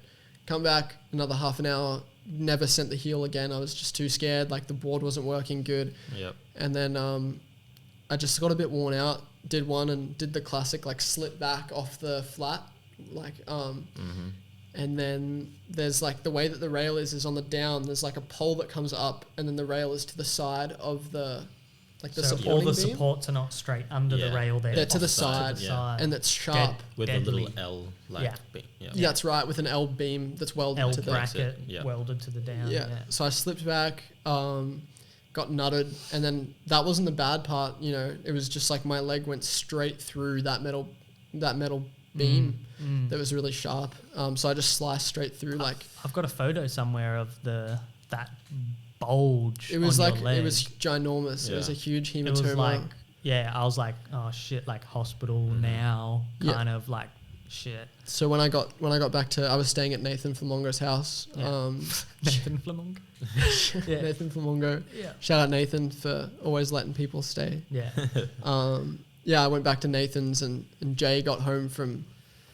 I was talking to Jay on the phone. And I was like, "Yeah, I hurt myself." He's like, "Dude, I think he was telling me he just landed a 540 unkicky or something." And I was like, "What?" He's so crazy. Yeah, and I was just like, "What?" And I was like, "Oh, like," he's like, "Yeah, how was your like day out filming?" I was like, "Oh, I hurt myself. I'll send you a photo." He's like, "Oh yeah, like I did my ankle a bit as well." And I was like, "Yeah, I'll send you a photo of like my leg." And he was like, "Dude, go to the hospital." And I was just like, I was like, "All right." So he got back and he like drove me to the hospital. What a mad dog. But yeah, sorry that I didn't. I probably should have. Yeah. No, I think I would have offered it. You were probably like, it didn't look that "Oh, bad it's at all the good time. Moment, like I swear. I got home and it just like it went crazy. So Next spot. You're definitely an advocate for hospital. Yeah. You're definitely an advocate for the I've hospital. done my fair share of trips to the hospital, to the ER. With the boys. Yeah. But yeah, I mean, shout out to Jake because like we went to the ER and we were there until 4 o'clock in the morning, dude. From like 8, it was the biggest. Like, it took forever. You know, there were so many people in there. Yeah. So yeah, like I got I don't know. They just like gave me some stuff for that, stitched it up because it was like pretty wide open. Yeah. Then the next night I was like at I forget the name of the skate park. I don't even know how to describe it, but we were at the park the next night and I was like looking at my stitches, like holding my scooter, like I'd had a little ride around, it started bleeding and I was just like, so I like waited like 4 days. Oh, okay. I thought you were going to say I waited like half an hour. Yeah. And then no, it was like 4 days and Jay was like, "Nah, don't ride yet." So first, week of the trip to Brisbane to film You're Welcome To, you're just injured. And then the rest of the trip was like me struggling with the injuries, like the injury itself, just like trying to ride, push through it and then I was in my head, I was like, I'm going to get home and I'm going to rest up for 3 weeks. But like I need to utilize this time that I have in Brisbane. That does not feel as long ago as it was. Like I feel like that was just so, but I remember that, you having that bad leg wound and every time I see you, it's still just as bad because you had been trying to ride. Yeah, it didn't get any better. It got more swollen. As I was going to say before, shout out Jay for waiting in the emergency room with me for like 8 hours. We went to Hungry Jack's straight after and got like a feed. No, it was really good. So yeah, then like the next week was just like recovering. And then I had like 1 week left to film and I had strong intentions of getting like a certain amount of clips while I was there. Never met like sort of the quota that I was going for, but I was going to say, I don't think we had a... No, I did myself. I did myself, yeah. Sorry, you're going to have to pay for your flights home. We just like refunded the return flight. You're going to have to go get your own flight, sorry. But yeah, no, I was just like, riding with just a few skate parks to get back into it. And then Nathan was like, I think he had a few days off work and he was like, he just got a new car. Like, I think it was, I forget what type of Skyline it was, but Nathan had his Skyline and he was one of his Skylines, and he was like, "Yep, I'll take you out to spots in the car." So like, we just like a couple days in a row, like Nathan just took me into the city. We just rode around to spots all day. He just took my camera, and was just filming for me. Like, shout out Nathan. Did you get bulk? We got quite a bit of clips. Time? Yeah. So on that trip. Yeah, on that trip. So like we were just turnaround. Yeah. And like I kept hurting myself more as well. So like there was the front fifth, inside 50, precision 180 whip bar that I did on the white rail with the brick ledge. Yep. Yep.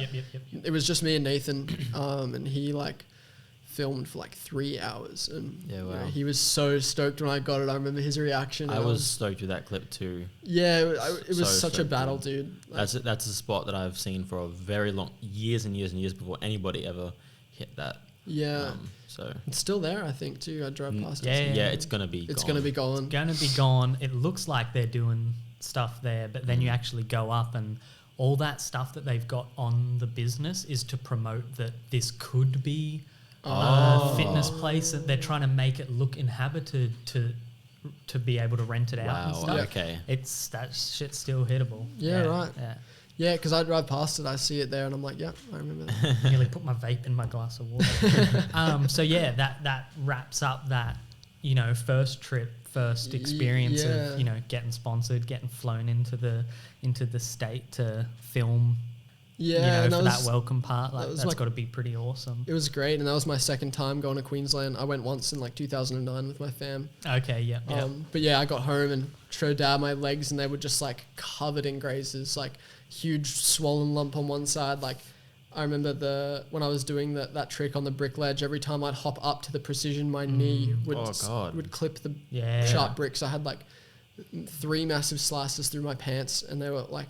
Yeah, I just totally got beat that trip for sure. Yeah. But like all the clips, like I was really happy with, and I went back home and showed my friends the footage. And what was your dad's reaction to how beat up you were when you returned? He was like, "What are these people doing to you? You're never going back there again." Yeah. So, but luckily you're almost old enough now to kind of make those decisions. At that point, I was like almost 17 and have a lot more. You know, push, Yeah. So then, like, I just kept doing the same thing, you know. My friend Tom from Canberra, throughout, like, the time of being back at home for those, like, 6 months, I would, like, go over to Canberra. My friend Tom North, shout out Tom, you know, he'd film. I definitely remember that Insta handle. Yeah. In relation to your Instas, like, he filmed a lot of your Instas and stuff. Like, part clips, dude. He's a really good filmer. Yeah. So I just, like, brought my DVX. He had a HVX, but we were just filming SD strictly. Yeah. So strictly SD. Yeah. So yeah, we'd go out to like spots in Canberra. He'd get me footage all the time. Like it was really good. We had a great setup. He'd come to Tumut. We'd film there. You know, so I got heaps of clips in Tumut because Tumut has great spots. Yas, which is his hometown. You know, we got clips there. Yas, Queen. But yeah, no, it was a great experience. And in my head, I was like. Okay, I'm coming to like the end of the video, but I still need like more footage.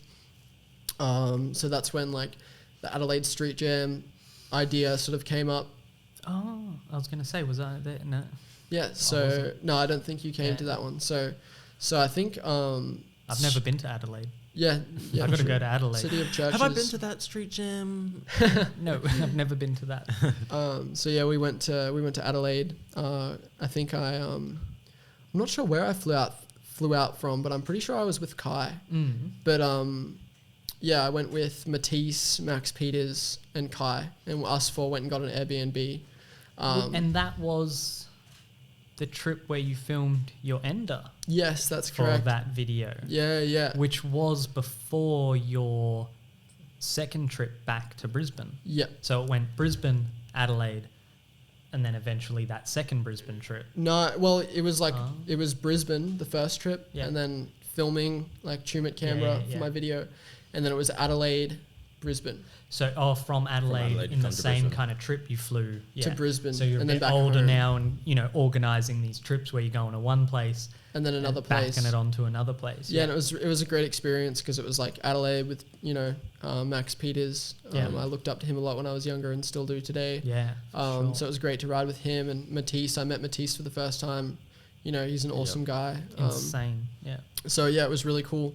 We stayed in Adelaide for 4 days. Shout out Super Scoots for like covering the Airbnb for all us boys. Shout out Native. Super Scoots is the best dude. Super Scoots is sick. The multiple, I think there's been 2, maybe even 3 trips. Yeah. Some of the boys have done there, and he looks after. He does. He really backs the Queensland scene hard, and he likes combining them. He's a great guy. Aaron. Yeah. Shout out Aaron. Yeah. So.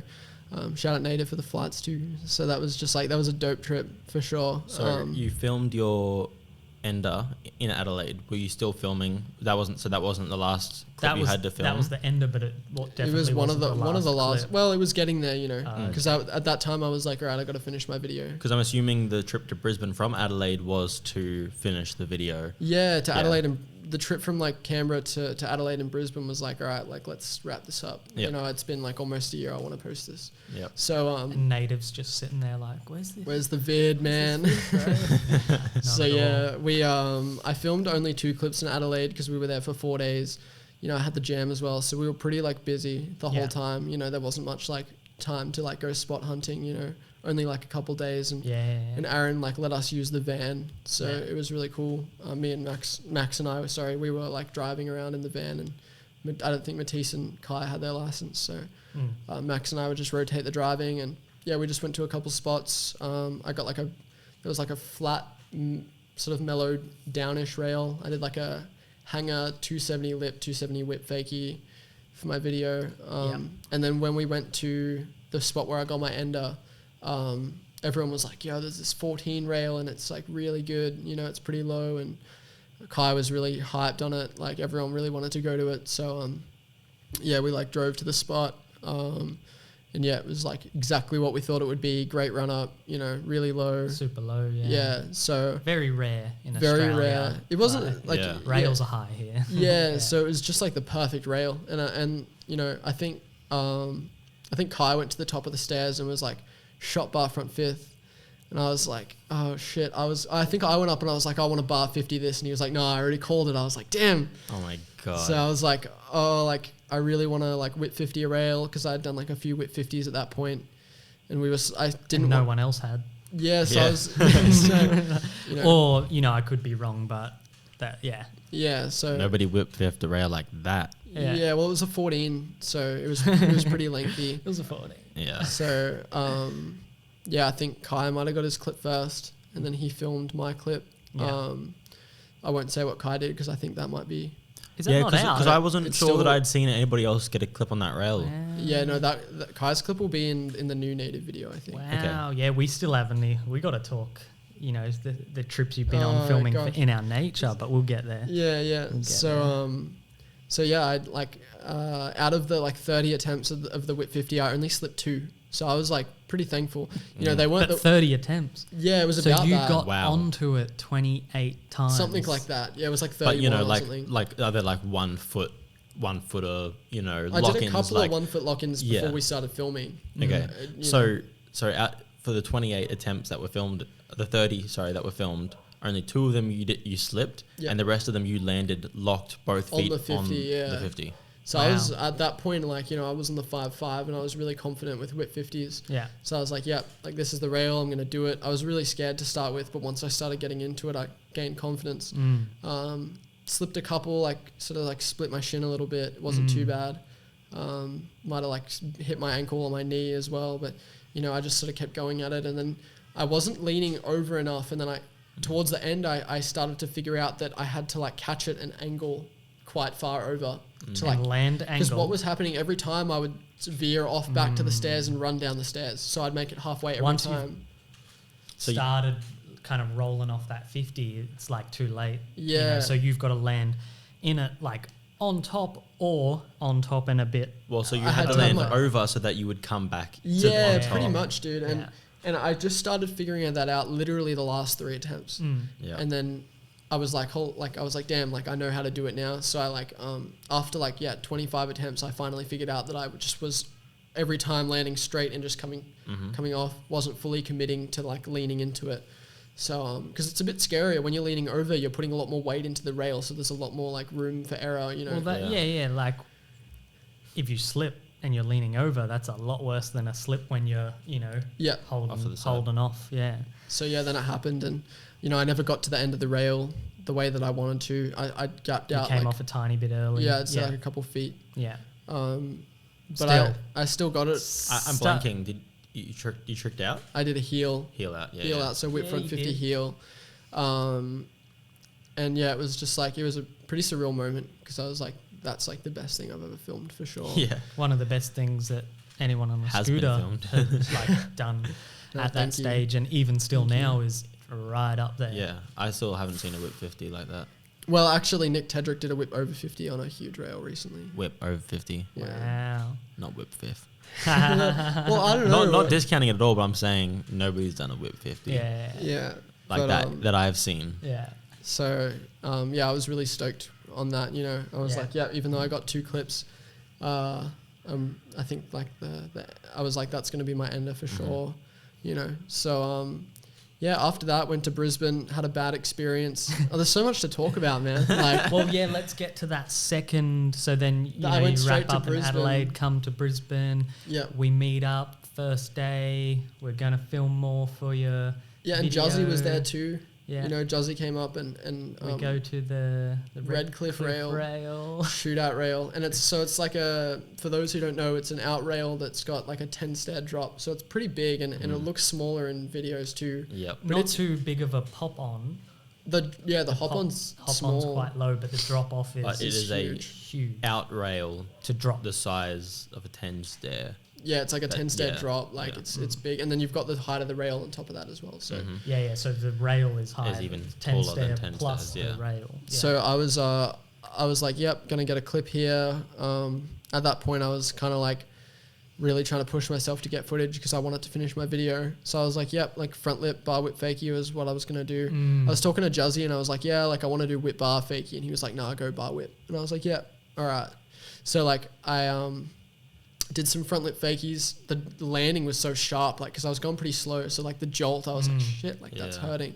So I was like, I just got to do it, get it over with, and then won't have to keep trying. So my goal was to just land it really quick. So I did like 3 attempts in. I did 2 like bar whip fakies, landing 1 foot, rolled onto my back a couple times. I was like, yep. Just lip bar whip fakie. Whip to fakie off. Yeah. So I almost landed a couple. I think I might have got 2 feet on one and flipped back. I was like, yeah, like it's gonna happen. Kev was on fish. Yeah. And then I went for that one, and the shootout rail has a bit of a down to flat. Yeah. But you wouldn't even go close to the down because you're jumping away from it. Yeah. But when I went for the front lip, I didn't wait, so I like angled straight into the lip because I was trying to think of the bar whip. I wasn't thinking about the front lip. I was like, oh, it's a front lip.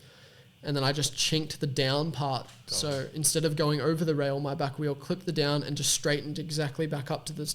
It looked like I was going for a 50. And because I wasn't going for a 50, my deck just slipped straight out from underneath me and I just went flying forward. And like I had my hands out really like up like this, like my head was facing the ground. I was like nose diving into the concrete. And I had so long to think about it because I was in the air for so long. And I was like, all right, I'm going to push as hard as I can with my hands so my head doesn't hit the ground. And then, like, didn't work. Yeah, it didn't work. I landed my hands like I got a lot of like I pushed really hard with my hands, and if I didn't, like I would have really hurt myself. Yeah. But my wrists really hit the ground. Hurt yourself more. You did really hurt yourself. So like I hurt my wrists quite a bit because of the impact, but I remember just landing with my hands and then my head just smashing on the side here. Yeah. And just like split my eye open like at the top corner. Like this. You can still see the scar. Oh snap! Right into your there. So again, also if you haven't made the connection, that's 2 Brisbane trips. First trip. First day, first spot. Yeah, first day, first spot. First day, first spot. Hospitalized both times. ER 2 in a row. Just trying so hard to impress that new sponsor. Nah, not even new sponsor at this by that point.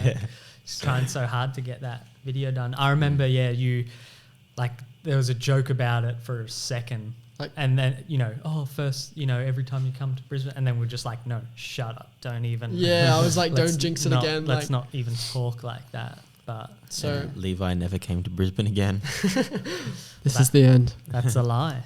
Yeah, so I was like, I was pretty pissed. But then Juzzy was like motivating me. He was like, no, that's good. Like, you need bail clips. I was like, yeah, I know. Like, he was like trying to like motivate me. He was like, dude, no, that was sick. And I was like, all right. So and it did go in the video, didn't it? It did, yeah. It was like the main, like it was on like a drop of the beat at the start. Kicking in and stuff. Because it was like a huge hit to my head. But when my head hit the ground, like, I heard a laser beam sound like, pew! And like I saw a flash of bright blue, like just like a blue sky, like a flash. God. It like faded in and out as the laser beam sound happened. And then I just like opened my eyes and I was like, holy shit. Like I just hit my head so hard. So yeah, that was like pretty crazy. And then I sort of just laid on the ground. I thought my wrists were okay, but yeah. Anyways, like the street jam was like 2 days away or like the next day or something. So I like went to the jam and I did like one trick or something. So I was just like, no, I can't do it. My wrists are in so much pain and had a black eye. So like my whole eye was just black. So yeah, after that, like I recovered pretty quick, filmed some more clips in Brisbane and went back home, still wanted a few more clips. I think I got like I did one more clip like in Tumut. There was like a 7 flat 7 kink. I front lipped through it. I filmed it on a tripod because I didn't have a filmer, so that the clip actually didn't go into the video. So that was the final clip that I filmed. And then I was talking to Dylan Connell, and he was like really happy to edit it for me. That's what he wanted to do. So did you come up for that, for the edit, or did you just send him all the clips and I sent him all the... Well, I actually purchased some USBs and sent them to him. Posted them, yeah. Yeah, because like quicker than waiting for all that shit to upload. Well, it was just like, it was like 100 gigs of footage. Yeah. Even though it's SD, it's not compressed well at all. Like those old cameras don't compress footage well. Yeah. So yeah, Dylan edited it in like 2 days. And then like a week later, it got put up on the channel, premiered. I just remember like the first day, like 5K views. I was like, wow, like people really are like, about it. So I was really hyped. And yeah, from then on, it was just like, after that, I was really stoked. I put out that video, and then that was pretty much... Let's not skim over the fact that you blunted pub rail, which is now gone. God. That rail no longer exists. Apparently, it's around the back of the building if someone wants to go and steal just the rail. Yeah, just the rail. Yeah. But, man, had that been done? A front blunt down a rail. Well, that was my second not last. A handrail. That was my not second last clip. Not a street rail. That was like... Well, no, so not a street handrail. Because Isaac had done it in I think this is before your native video, in like a Heligrip Baltimore video or something. Okay. I think it was, or maybe the video he got announced for Heligrip. Yeah. In like a Taj. Yeah. He did one on a flat rail. Street flat rail? A street flat rail, yeah. A very fat Yeah, circle bar. yeah. And, not very fat, maybe similar to what you were on, but actually, no, he's doing like the blunt, but where you're like in the head tube. Yeah. Oh, He was yeah, doing that's that. a different trick. That's a almost. different trick, yeah. So So yeah, I went to... If to my knowledge, that was the first, like, and might Circle still bar. be the only street rail that's like street handrail that's been blunted. Like, Yeah, and Sammy Ladle was up at the time, and he's like, I'd call him one of my best friends. I haven't seen Sammy in a long time, but he's like... So it is Ladle. Sam Laidlaw. Laidlaw, yeah. Sam Laidlaw. Yeah, it's Laidlaw. Because he lays down the law. This is the second podcast he's been mentioned on. Yeah, also so- our second podcast. Yeah, so shout out Sammy. So Nathan filmed it. You took a photo of it. Yeah, I wish I was more prepared to take a better photo of that. I remember that being a period where I was like, I got to get my shit together because these guys are doing shit like this, and like I'm so not happy with the quality of that photo, and obviously it's sick, but just something like that I needed to be more prepared for. Like when someone's doing you can't something, be prepared for like Levi coming out and doing a front blunt down pub rail. Man. Like nobody was prepared for that. Wasn't it quite quick too? You were like, like I'm gonna send it, and we're like, get the cameras out. Well, and yeah, like, I went there center it. like with intentions of doing a heel back lip, and I actually on Belco I tried one like a year before and ate it really bad. I got like a concussion. My heels dug into the rail and flipped me over onto my head and Wait, yeah, that's why I don't do heel back heel lip. back Yeah. That's why I don't do heel back. Yeah. And to this day, I'm still freaked out by that one because of that experience. It was really bad. I bruised like my ribs and couldn't breathe well. So, and that was just like on a park rail. Yeah. So I was like, oh, I could do it on pub rail. I haven't really practiced them, but I feel like I could just do it. And then I was like, nah, like I'm gonna go for a front blunt. Yeah. I don't know why I thought that. I was just like, I put my deck into the blunt. I was like, it slides good. Like, what's the worst that can happen if I grip up? I'll just jump to the bottom anyway. Yeah. So it's like, Yeah. it wasn't like the biggest, tallest rail Not that I... super long. that It's if I- not small though. It's No. not It's small, not a small but rail. Like, I was like, with the speed, it slides good. Like, It's quite steep. luckily it's steep. just fat. Well, no other enough rail- that It's like, I mean, any skinnier and that blunt would have been. I always, to this day, I'm still looking for the perfect rail to blunt again. I want to do a bigger one. Yeah. I know I went to Capalaba and the 13 rail at Capalaba, I think, Yeah. or the 12 rail. I don't know what it is. 11. Yeah. 11? You Yeah, blunted it's in the 11. Insta I recently. blunted Yeah. the Capalaba rail, and that was harder. I sat in the blunt way longer. Well, that's a lot more mellow. Yeah, It is and way and more it's mellow. Probably taller to hop onto. Yeah, Because it's of how taller. mellow it is. Yeah, that's right. Yeah. So I blunted that recently too, but Yeah. yeah. So that was that. My last two clips. Crazy. And then I also forgot to mention we went on a New Zealand trip to the Auckland Jam, and that was actually just as I was wrapping up my videos. So did you? Yeah, that was wrapping up. I watched your part recently. What? Auckland Jam, dude. Yeah, I watched your part recently, and I was like, a lot of the footage these was spots in are New in NZ. I was like, I wasn't there. I forgot. No, you weren't there. But I forgot to mention that actually, like when I got back from Brisbane and Adelaide, like I kept filming for a bit, still wanted more clips, and by the time that like the Adelaide trip, by the time the New Zealand trip was organised, I was like, you know, still filming. So I was like, okay, this is the time to wrap it up, and then I did. You know, for sure. And that was it. After that, well, I want to get to today. Like, it's still so recent that it feels so recent that you've moved to Brisbane. How long has it been? I looked at it the other day, and it's been about 9 months. So you moved. That's what Will Scott said. Same time? Yeah. Yeah, we moved at the same time. Yeah. Exact same time. No way. Yeah, he hit me up. We were going to drive up together. Dude, I don't believe that. You have to. They were going to drive up together. What? Yeah, No, we were. Dude, He hit I me feel up. like you've been up here longer than that. No, it's been 9 months, not even a year. You're kidding. Tell us about, you know, what kind of had to go down for that to be able to happen. Conversations with your dad. I know me and you had some conversations like to you know, make it all happen. What was that like for you? What's going through your head? How did you plan that out and pull it off? Well, I had it in my head for probably 6 months before I moved, and I knew that was where I want to go. Yeah, we're sending you messages every day. Yeah, that's right. There was a real long tease section where he's like, just getting this van together, and then I'm like coming up and I'm moving, and then I had that just dragged on for so long. I had some family stuff, and you know, like there was just a heap of stuff that went down, you know, and I really wanted to get my van on the road, and by the time like it got to the middle of the year, I was like, I've got to go. So I jumped in my car and went instead. So my van is still at home, and I'm still going to get it going. Will Scott said he didn't know he was moving to Brisbane until the day before he got in his car. And that's crazy. Is that the same for you? Not even close. Okay.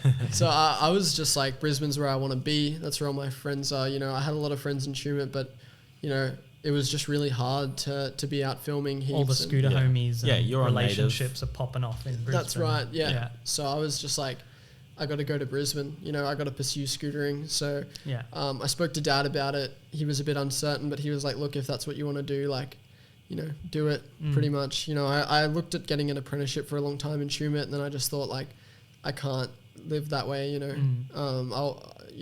I just want to scoot, and like my scootering would just... Not to knock that lifestyle and people not that at do all. live It that lifestyle, but I'm so glad that you didn't, because a lot of people do, and some, you know, if you love it, sick, but some people don't get out.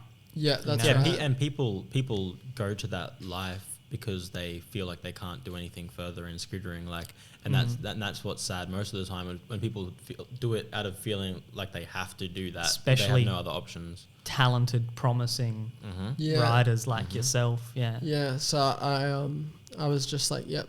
That's like, because I was talking to this plumber actually, who was a skateboarder, really nice dude, and I met him at the Tumut skate park. Yeah. And, you know, he was telling me about how he was running a plumbing business in the Gold Coast for a while, and he was doing really well with it. And I expressed that I was interested in going into plumbing. And then he told me, like, he was just like, one of the last conversations I had with him before he like went back to the Gold Coast was like, yeah, just like, you know, we had been to the skate park so many times and talked about it. And then he was like, oh, by the way, like, you know, you seem to be doing really well with scootering. Maybe just consider that before jumping into an apprenticeship. What a mad dog. And I had already thought that, but for him to say that, I really appreciated it, because he obviously saw that I was taking interest in his profession. So it would be natural for him to be like, yeah, do this. Want to bring you in, But he was just like, look, like a lot of people don't pursue what they love doing because of the pressure to get a full-time job or an apprenticeship or go to uni. So I was like, that sort of hit me when he told me, and I remember going home and thinking about it, and then, you know, just like looking at footage, and I was just like, this is what I want to do. I don't want to go to Brisbane and hurt myself on the first day every time. I want to live there so I don't have to go through that. For sure. So, so he pretty much told me, like, before going into an apprenticeship or doing something like that, just consider pursuing scootering because you seem to be going really far with that. And that sort of hit me. I was like, oh, you know, I had thought about it previously, but I wasn't like, you know, I was kind of like, you know, there's a bit of pressure on me to do this. You know, Dad really likes the idea of me getting an apprenticeship. He wasn't telling me not to scooter, but, you know, that safety thing. The safety thing, and you know, and he probably doesn't have like the concept of somebody making a living from scootering. Well, I mean, you know, like solely being a rider, it's hard to do. You know, no matter who you are, 100%. Or who you ride for, or whatever it might be. You know, so that's what we're trying to change. Yeah, for sure. And that's my life's goal anyway. And you know, like with the work I'm doing, which I'll talk about in a minute, I'm hopefully going to be able to have like an effect on that as well. So for sure. So I pretty much made the decision then. I was like, all right, I'm going to move to Brisbane. So like I had spoken to Kevin Austin in Sydney a couple times. I stayed with them, and we were getting along really well, and I was getting along well with his girlfriend Bailey as well, and we were sort of just like, you know, let's like move to Brisbane, you know, because they were interested in moving to Brisbane but looking for a roommate. So I was like, or a housemate. So I was like, you know, Kevin suggested like, oh, why don't we like get Levi to move in? So we kept in touch. They went and stayed at Nathan's place for a few months. Yeah, peak and then Corona. Yeah, peak relocated COVID. Here. Yeah. So, and I was still in Tumut, and I was kind of like, okay, I just want to wait through the lockdown. And then it was like my van, and then a few things, and eventually, like, you know, there was just so much stuff I wanted to do, but just felt like I couldn't do, you know, and it was almost just like getting to the point where I was like, if I don't move now, I'm never going to move, you know. So I said to Dad, like, I was like, I'm going to go by July no matter what. Like, if it gets to July and I haven't gone, I'm going to go. Yeah. And the weeks got closer and closer, and the months and the days, and, you know, I was like to Dad, I was like, you know, I'm going in like 3 weeks, and I don't think it like, I don't know, maybe it didn't like set in properly, and he was like, oh, like. He was thinking like, you're not going to do it. Yeah, and I was like, and my friends were telling me that too. They were like, nah, you're just going to put it off. All talk. Yeah, and I was like, nah. I was like, I'm going to go. I'm so glad you did it, bro. Yeah, I was just like, so I was like, Dad, like, I'm going to go. I'm kind of going into this a bit blindly, but I feel this is what I need to do. And I had my car, like, so I just packed up. I packed up my things. I got my computer, put it into the box, got all my bedding, clothes. I don't have much stuff. My cameras, that's about it, really. Packed up the car. Kai wanted to go to Brisbane at the time. You know, we were going to do a north trip in Brisbane. So I jumped in the car and I was like, all right, you know, see you later, Tumut, pretty much, you know. So I sent it up to Sydney and picked up Kai. Yep. And then we drove from Sydney to Port Macquarie. And I did that all in one day. So Tumut to Sydney is 4 hours. Sydney to Port Macquarie is another like 5 or 6. Yeah. We got there really late to Jackson Smith's house. I was going to say, Ollie, did you stay at Ollie's house? No, Jackson stayed at Smithers. Yeah. So shout out Jackson. Mad dog. So we had border passes. We were really anxious about getting over the border. Corona stuff. Yeah. But then Jackson, like, you know, he was just in Port, and he was like, he just talked us into staying another day in Port. He was like, look, the border passes will still be sweet. Like, just do it. And we were like, all right, like, what's the worst that can happen? So, we just stayed in, you know, we were like, what did happen? Well, sounds like something bad happened. Well, we thought that like we weren't going to be able to get through if we didn't make it on the specific days, you know. So we were trying to play it safe, but he was like, just come on, guys, like just have a good day. You've been driving all day, like stay. So we rode the skate park all day. It was really fun. Yeah. And then we just sent it straight to the Underwood house, which is where I moved into. Yeah. So and at the time that was Nathan Fleming, sorry. Same thing. Same thing. Don't apologise to me. And then Kevin and Bailey. Yeah. So, you know, they were really welcoming and stoked to have me up there. And, you know, they were really understanding of all the delays and setbacks I had in Tumut and moving, and they still really wanted me to come. So yeah, I feel like they were really crucial in getting me moving. Yeah, like Kevin here, was like really making sure there was a room for you. Like honestly, like if it wasn't for that, like it probably wouldn't have happened. So big shout out to those guys. Yeah, for sure. So grateful for that. So grateful. Yeah. So, and then after that, it was just like got off the road and then put all my stuff in my room. You know, they had the room empty for me. And then the next day we went up north, so another 5 hours of driving. So it was just like, it was hectic. Yeah. So yeah, after the north trip, I just settled in. after going up north. It sounds like after going up north, we just sort of like, I came back. Kai was staying at the Turinga house. Yeah. And I sort of just got settled in, spent a lot of time with everybody, went riding. It was just a really great experience, and, I did some work at Syndicate as well, because you guys opened up the retail store, and it was really good. And then pretty much from there is where like sort of at the moment I'm going into I'm branching into like lessons and workshops and working with schools. So that's where it all started, was like a few months after moving in. You started giving me some lessons to do because you knew that I wasn't employed at the time.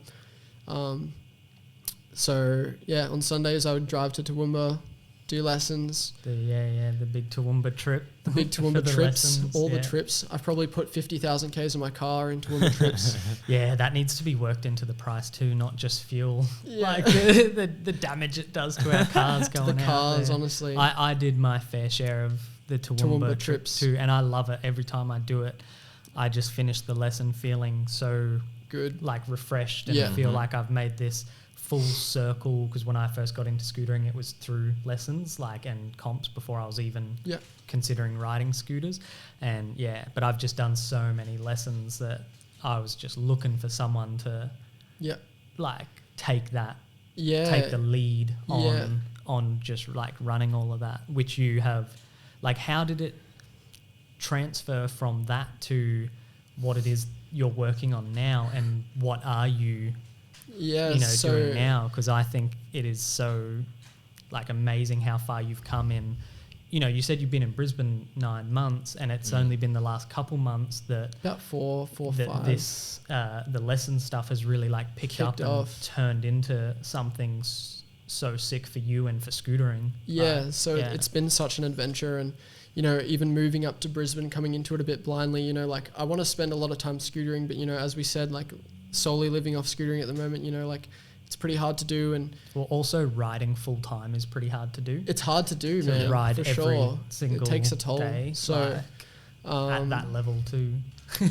So it's just like I started doing some lessons, and I know that you started Freestyle Scootering Australia, the name, and then you sort of like might have backed off on that a little bit. Yeah, so at the time I started it, it was just because there was, for the years that I've been doing it, there's been so many people coming for lessons and councils and workshops and this and that, and I was just like, screw it, I'm just going to make this thing separate to Syndicate and Native that is like just an organisation that encompasses all the lessons and comp side of things, and started doing all the Toowoomba stuff through that.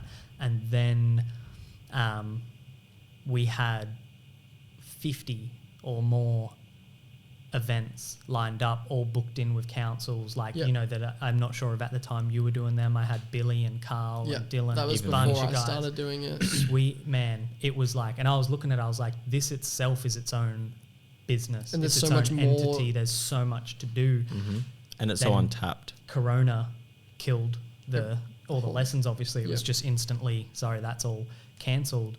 But then as we came out of the lockdown and all that stuff, and it started popping back up, I was just on my own, focusing so heavily on Syndicate and Native. That's when I pretty much said to you, like, there's this, it's just a name and an Instagram account and an email basically, but it's already started and partially developed. And you were saying you were going to start something like of your own and stuff. That's right. Like we went, when we went to Adelaide for the second time, for the second street jam, we drove back, and I remember on the way back in the car, I was like, okay, like I'm coming back to Brisbane, and, I want to be like working a little bit more, because again, a little bit more comfortable financially. A little bit more comfortable financially. And I was like, I really want to start doing private lessons. So I just, in my head, I was just thinking of all these things I could do, a website, like lessons, private lessons, whatever it might be. And I got back and didn't start doing that for a little bit. I just sort of kept doing the lessons that you were giving me. And then, so Nathan actually, Nathan Fleming, he works at Scooter Hut. Yeah. So there was a lady who came into Scooter Hut and was like, she was from a school And she was like, hey, like we need a scooter person to come to the school and do a class, a program, you know, because everyone's interested in that. Yeah. So he was like, I can't do it myself. I have other commitments, but I know someone who would, because he knew that I was into that sort of thing. And trying to get into it and more. trying to get into it more. So that was like really, that was what really started it for me, that for was sure. The thing that was contact. what Right. really That's like crazy. started it. You know, he got home and he was like, Levi, like I got something for you. And I was like, oh, like what? And he was like, here's a business card. This lady came into Scooter Hut and she wants a scooter program for our school. And, you know, there's lots of these schools that are all sort of branched together. And I was like, all right, I'll give her a call. So, like, the next day I called her up and she was like, yep, like, we're looking for someone to do a scooter design program and scooter maintenance program. So, yeah, I started planning it, jotting ideas down. I went to the school and had a meeting with one of the head guys of, like, who runs PCYC or YMCA. Oh, YMCA, yeah. Yeah, so he's one of the head guys of that school at YMCA.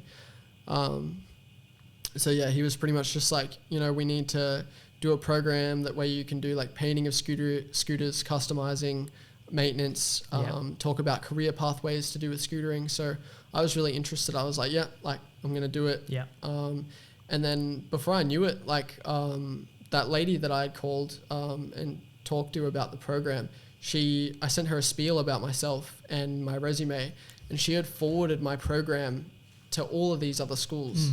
Wow. And she's just helped me so much. And she was like, yeah, by the way, like I'm promoting you to all these other schools, because I expressed that I was looking for work. And then, yeah, pretty much from there, like I started doing 2 schools, and now that was last term. And then, you know, this term I've got 4 schools lined up to do. And yeah, it's been a lot of planning and a lot of back and forth with emails, but yeah, that's pretty much what I do like throughout the week, and I don't have to rely on school holiday funding of councils to do lessons and comps, stuff like you know. that, yeah. So along with all the lessons and the comps and the workshops, well, workshops and lessons are the same thing, but along with all that, you know, working with these schools has been awesome because it's something I can do throughout the week.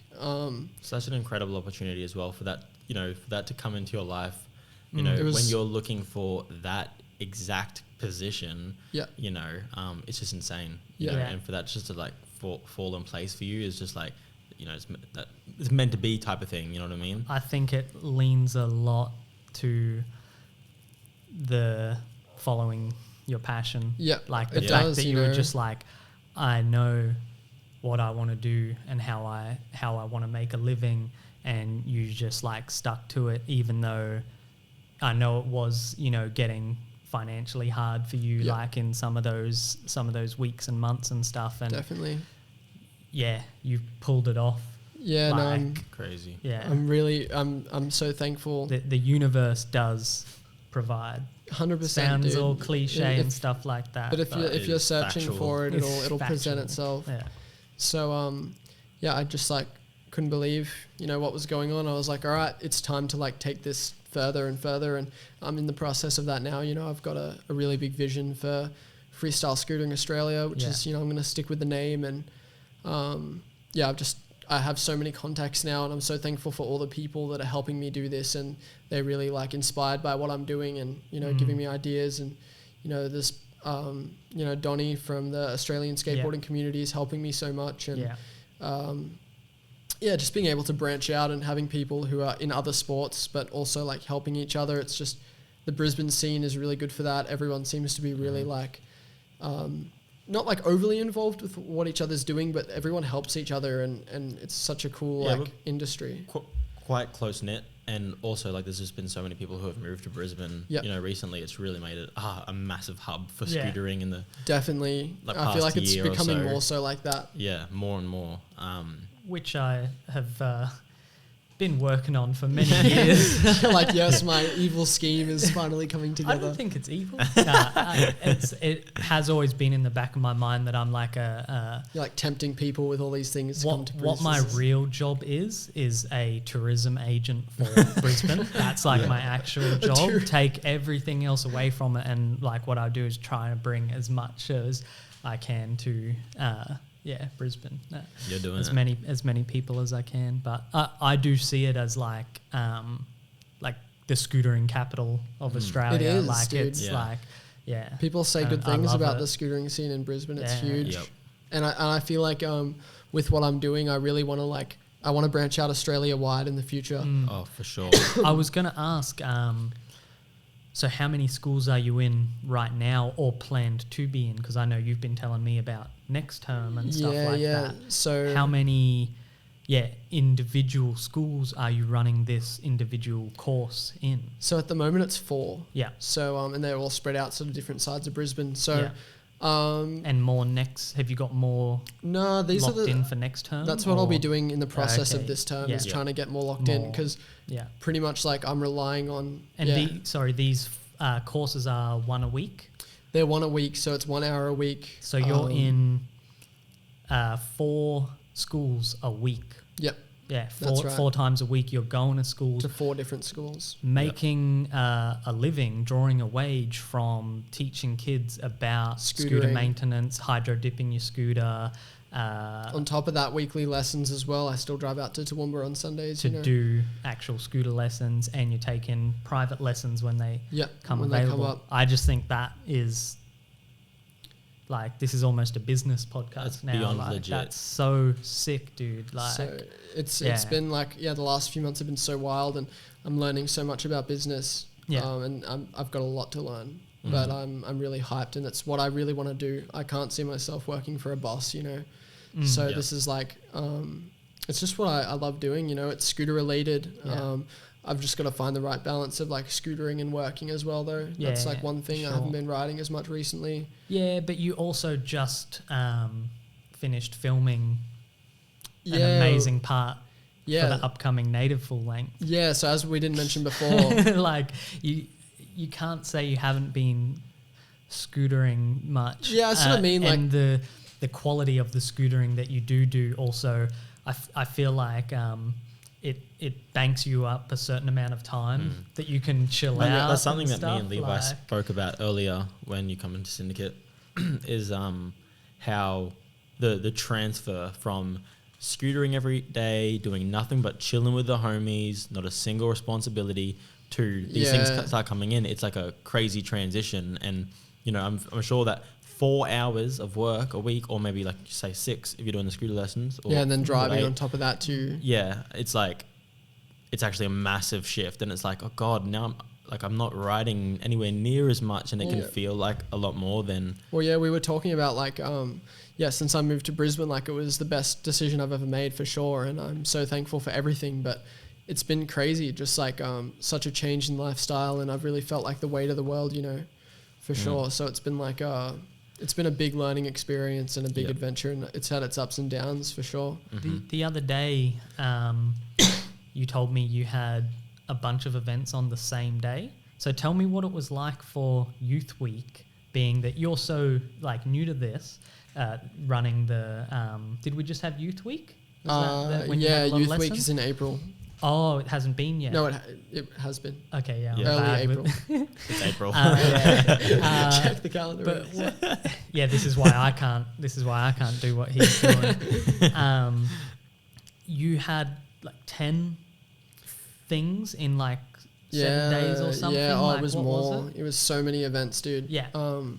So shout out Keaton and Kevin for doing some of the events as well, because I obviously can't attend everything. Yeah, you've gone to the point so quickly where it's not just you doing what you're doing, you're doing what you're doing, and you've also got other people that you're having to call on and manage them in a way that make sure you're going to be here at this time, and this is what you're doing. Make sure you're going to be here at this time. He was onto it too. He's messaging me 5 minutes before, hey, you there? Yeah. You're speaking to the people, messaging me afterwards, how'd it go? Tell me about it. And I'm you're onto it. Yeah. So I even some of the ones Kevin did, we'd have a call afterwards, and I'd tell him about how my lesson went. He'd share how his lesson went. I remember him saying, I taught someone to tail whip. Yeah. And I was like, did you actually teach him and he did. to tail whip? He's like, Kevin. What I explained to him, he saw it click in the kid and like watch the kid like learn the tail whip. Has he not stuff. done much lessons? Like I think he's done a few now. Yeah. Oh, Kevin? But yeah. Oh no, Kevin's done quite a few. Yeah, he's done quite a few. Yeah, but you know, a lot of the lessons, it's to like get somebody to teach me how actually get a whip. tail whip by the end of the lesson is It's an an achievement. I've for only done sure. it a few times. It's I don't. hard. Yeah, I don't know if I have done it to be honest. So- I've tail whipped. Yeah. We've got 10 more minutes. Can you tell us what it was like filming for the native? Yeah. So for In Our Nature, it was crazy. I filmed it in about a year. Yeah. So just after the New Zealand trip is when I started filming for that, and that was just before I moved to Brisbane. So Yeah. I got 2 clips in Canberra. Tom filmed those for me Yeah. again on the HVX that he has. Yeah. And then it was pretty much just like road trips, Brisbane trips. I didn't get any clips in New Zealand because I was still finishing off my Welcome to You video. Yeah. But yeah, I'm super stoked on everyone's parts. They're absolutely amazing. It's a whole new level of scootering for sure. Yeah, I've seen it. Yeah. So You're in it. Have you seen it? You're a part of that. Have you seen it? I've seen your part. Yeah. And I've seen part of Reese's part, but that is it. True. And I've seen certain clips from. I've seen clips of yours from your trip from Adelaide. Yeah. So I'm like. Can you tell me about you weren't on the crazy leg of the Adelaide trip, were you? No, I dipped back home. Yeah, smart in a way. Yeah. Smart. Like, yeah. All right. Well, that'll have to be Somebody section else. for Kevin or Yep. Kai was gone at that stage too. Yeah. Kevin or Reese or Clay.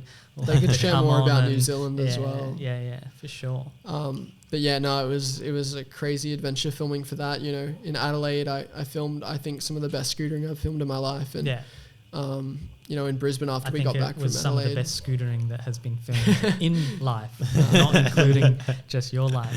It is. I don't want to gas you up too much, but the shit I've seen in this video is. Yeah, I honestly think the full length it's like a masterpiece in a way. You know, everyone just went so hard, man. Like, crazy clips all the way through. And that's why, you know, when you said, I haven't been riding too much, and a couple of the other boys have kind of said stuff like that too, and it's just like, man, you can take like 2 years off after this. Yeah. While we do have a couple minutes, do we want to check the questions? That I posted on. Do we feel like we let's covered pump through a couple? You know, that was so dope. I'm so hyped on this. Yeah, I mean, honestly, we could go a lot more in depth in a lot of topics, but honestly, just save it it would for just the take. next episode. We'll come back and just Episode do 101. 101. Nah, I think we're from 100 we just start over and just in like We every could do person that's been on. We could do like stories and lots of different stuff, you know. Yeah, Hold for up. sure. All right. So Q&A. Q&A. So Questions before and doing answers. this, sorry. to Questions cut and you off, answers. Someone's question was a fire emoji. What do you have to say? Keaton that. socks. Oh, right. Nice. Wait, no. Keaton has fire socks, literally. I thought you said Keaton sucks. That's why I was like, oh, right. No, I said Keaton socks. Yeah, boy. I do have fire socks. Oh, That's the reply to that I answer, was that like, question. Nice. damn, I'm going to have to cut that bit out. That was brutal. Just roasting Keaton. My No, God. literally Keaton's socks. Fire. We've got Ari Hay _the_OG Day said, what is your fave trick? Which is, we didn't talk much about his trick No. Trick selection. I and could touch stuff on that like real quick. Yeah, for sure. Let's do it. I really like full whips. Yeah. If you can't. Really? Really? Really though, dude? I love full whips, blunt slides, front 50s, back 50s scare me a little bit these days, but true. gotta. I mean, I've had a few. He bad did say, what's experience. your fave trick? My favorite trick? Yeah. So we'll just try to keep it to one. Yeah, I said we didn't touch on the trick selection. Yeah, I know. Yeah. If I had to name a favorite trick, I would say full whip. Yeah, Yep. definitely a full whip. Where the bar and the deck spins The same way? Yeah, I always have to check that. It's one of those things that no matter. But you have to don't know if a full whip is the one that they spin opposite ways or the same way. Kind of like And the rotor whip. the rotor So whip is somebody when could they- say full whip and you're like, is that where they spin opposite ways? It's just one of those things where you actually do know it, but you just you've asked the question and checked so many times that it's not confirmed. It's like just added to the confusion more. But full. They both go a rotor, full, like a full rotor. together. A rotor is like two opposite. cogs that spin different What about directions. rotors? I love doing rotor whips. Yeah. Rotor heels, heel fulls. I love all four. Another They're one. all really fun. Fave trick. Ooh. E_J E_J.V_. Sick username there. How do you do precise whips? Precise whips. Yeah, how are you so precise with your I'm whips? assuming that like means whips into grinds. Yeah, well, that's like something I love doing is like heels and whips into grinds, and I feel like you've got to be you've really got to be aware of your foot placement. You know, you got to be really good at tail whip catches. So I feel like the faster you can tail whip, the better, because the sooner you catch the tail whip, the more time you have to line up where you're landing and adjust your foot positioning for the grind that you're going into.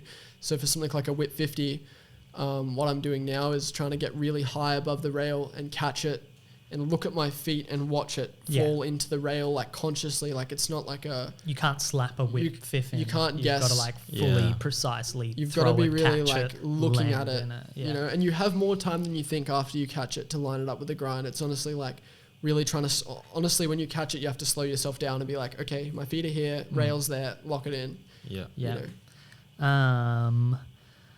How long have you been riding for? That's been answered. Next video part. That's been answered. Thoughts on Jack Hopbad? Jack Hopbad. I assume he means Hop Jack good? Hopgood. Yeah. I'll just look for the next question while you answer that one. Nah, Hoppy's sick. He's a shredder. He's going really hard, like filming videos with Cypher and stuff. Like, shout out Hoppy. He's doing Get better really soon. well. He's good. He's had his first ride today. He actually hit me up the other day and was like, hey, what are you doing tomorrow? But that was today, and I was like, oh, I got a pretty busy day, work and then podcast. So. Hoppy's a machine. He's someone a that's machine. just progressed so crazy. He reminds me of you in that way, that he's like that kid that just came up and just progressed like nothing else. Yeah, you could see him like taking it really far. He's doing really well. Yak Wheel, shout out Dylan Connell. Cypher Scooters asked, what is the biggest battle while filming that you've had? The biggest battle while filming? Not bail, battle. Biggest battle. One that comes to mind would be when it was in my Welcome To video, and it was at an IKEA car park. So there was a flat rail and then a long manual pad to a curb drop. Yes. And I did a front 50 double heel whip manual whip rewind over a parking curb, like a little gap at the end. Yeah. And that was one of the hardest things I've ever done for sure. When I saw that clip, I never expected you to land many. I didn't think you like had many combos like that. And for you to do the double heel in and whip rewind out was just like, that blew me away. Yeah, it was really like stuck with me. Probably one of my favorite clips in the video, and Nathan filmed for so long, man. And how long? I don't know. It would have been like 3 hours? 3 hours maybe. Wow. Yeah. And it was just such a battle. It was just attempt after attempt after attempt. I think I counted like 200 plus attempts. How many times? Where were you getting caught up? A lot of the times I would land the double heel manny and poop shoot or whatever they call it onto my back. So it was just like once you got that good manny, and then so many mannies, I would get to the end, and because I wasn't going fast enough, gapping over the curb was so hard. And I think there was a point where Jay was like, "Levi, are you sure you can even make it over the curb with that speed?" Yeah. So I had to go faster and faster, and it was making the double heel harder, and makes it. And there was a pole in the way after the double heel, and it was also just like from a manny, get enough pop to do a whip rewind as well. Like, that was also hard. You've got to be in the perfect manny. And I had to gap, so I had to like jump out as far as I could. I think this one is sick. I told you about this before the thing. And to be very careful how you answer. What is your dream sponsor? My dream sponsor. So I think we talked about this before and said that, I mean, obviously Native was always my dream scooter sponsor, but right now, like speaking in terms of things outside of scootering. Well, I'd be really like, butthurt if you said anything within scootering. So I was kind of, trying to say like, just for the fun of trying to answer this question, if there was something scootering that could come into scootering or that you could be sponsored by, what would it be? Can I guess? Yeah. Oh, Levi can answer that. Can he guess? Yeah, for sure. It just popped into my head. I was like, I reckon this is going to be his answer. Is it Dickies? Ooh. I mean, it's not off the cards. I feel like there's so many things that I'd love to be sponsored by. Yeah. Like a fingerboard sponsor would be sick. Oh my God. Okay, I wouldn't have guessed that one. Even though I know that you're crazy with fingerboards. I don't know, like... Could be anything like 4 and 20 Well, pies, Red Bull. What do you consume a lot? Like I was talking fuels to BP. Yeah, like I don't know, something like that would be dope. But I was talking with my girlfriend Sarah the other night, and we just started getting like these meal deliveries, you know, and they're like HelloFresh. Yeah, HelloFresh. Oh my God. And they just give you all the ingredients, and like they're all Australian sourced. So you know, I was just like, HelloFresh would be cool. Like, imagine getting hooked up with food, like dinners every night. Well, that's like, you know, you got to pay your fuel, you got to pay your rent, and you got to eat food. You know, these are the essentials in. Yeah, essentials. That you need. Sponsored by your landlord. Sponsored by Ray White Real Estate. Like, I mean, free house. I've always thought it would be. I've seen in some skateboarders, Andrew Brophy has like car sponsors. Yeah, wow. Imagine getting a different car like every couple months. My dream sponsor could be like, I'm gonna have a van for the next 3 weeks. Now I'm gonna get this Mustang. Like, I feel like people with a big enough following get stuff like that, but you know, when I'm talking dream sponsors, I'm looking at things that are like kind of achievable at the moment. And I feel so you reckon you're right at the cusp of HelloFresh? Dude, I'm gonna do it. I'm gonna send them an email. Sick. You don't get what you don't ask for. You know, Nike's a good answer too. Some shit like that. Like, I don't think it's crazy that someone like, you know, Nike eventually, well, if they Prima just picked up Undialed. True. Yeah. That's gnarly. Yeah, White Trash and Clayton. Well, he's got a fingerboard sponsor as well, like one of the biggest. No, but I would say shoes actually is a good one. I'd love Etnies. Any tips for double full whip flat? That's a hard one to give. Yeah. Trick advice. He does have the tips. He's just not prepared to share. I just don't want anyone else doing it. I don't know. Like, it's just it takes such a large amount of effort to do. I definitely don't have them on lock. I can do them on like days where I'm feeling really amped. I think just like get your full whips as good as you can and just learn full whips really comfortably. Once you can full whip comfortably and you can double full whip fly out, it's just a matter of practice and trying to jump as high as you can and getting higher. You know, like I feel like with tricks like that, it's honestly just like height times speed of like how quick you can do the trick. You know, if you've got a combination of both, if you can do the trick really fast and, you know, get really high, you should be sweet. Like, I know there's a lot of people who can jump a lot higher than I can and they can do flat tricks more comfortably, but I feel like I've really got full whips fast. So like that helps me a lot. Just the speed of doing it. I know like Derek Ma, he did it after me and he did it like a bit slower but a lot higher. Because he's got huge pops. I don't have pops like that. Yeah. So. All right. We've also got, I think it's been asked a couple times, SIG deck plans. SIG deck plans. When's your SIG deck coming, bro? I'm not. You're like trying to like mouth to Regan like, when's the SIG deck coming, by the way? Yeah. I have a graphic already, and it's been talked about for a little while now. So there's been a couple delays, but I think it's been a pretty hectic. I don't know what year and a half. But I would say sometime in the near future, hopefully this year. I think. Ultimately, this is a bit of a Regan question. It's definitely coming. That's all I'll say for now. And it is very, very likely it will be coming this year. It's the, you know, graphic is obviously, that's been kept low key, but you've seen it, I've seen it, Parrish has seen it. Parrish helped a lot with getting one of his mates to organise that, and it's freaking awesome. I nearly swore, but I don't think we've sworn this whole episode. Levi said a swear word at one point. Oh. Which one? A swear word. I didn't swear. I swear I didn't swear. But you know, it just really depends how getting the sample, what Levi thinks of the sample, picking a colour for it, It's a process. It is a bit of a process getting the colour. When you see a colour digitally and then you see it in real life and making sure it still, looks good, and then getting the actual graphic on it and sent out for review, and then it goes into production, which is, you've got order forms being filled out for a month, and then production's going for 3 to 4 months or even longer at the moment because of COVID. So, but I'm going to be trying my hardest to make sure that comes out this year. It's no secret, you've been working on it, I've been working on it, so it's in the works. It's not a big spoiler. And do we have maybe 2 more? Maybe 2 more? 2, 3.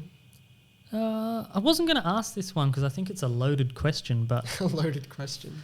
Let's see anyway. Do you think the corporate side of scooting as a whole is doing enough to encourage the next generation? From big_Steezy. Sheesh. Sorry for everyone else who I forgot to read you. Can you say it one more time? Do you think the corporate side of scooting as a whole is doing enough to encourage the next generation scooting? Well, we know what you mean. I mean, it's interesting. It's an interesting question. I think what you're doing is... Well, yeah, I'm trying to encourage the next generation, but there's like a whole mix of things, I mean, as a kid, like watching scooter riders, I always wanted to ride the parts of my favorite rider.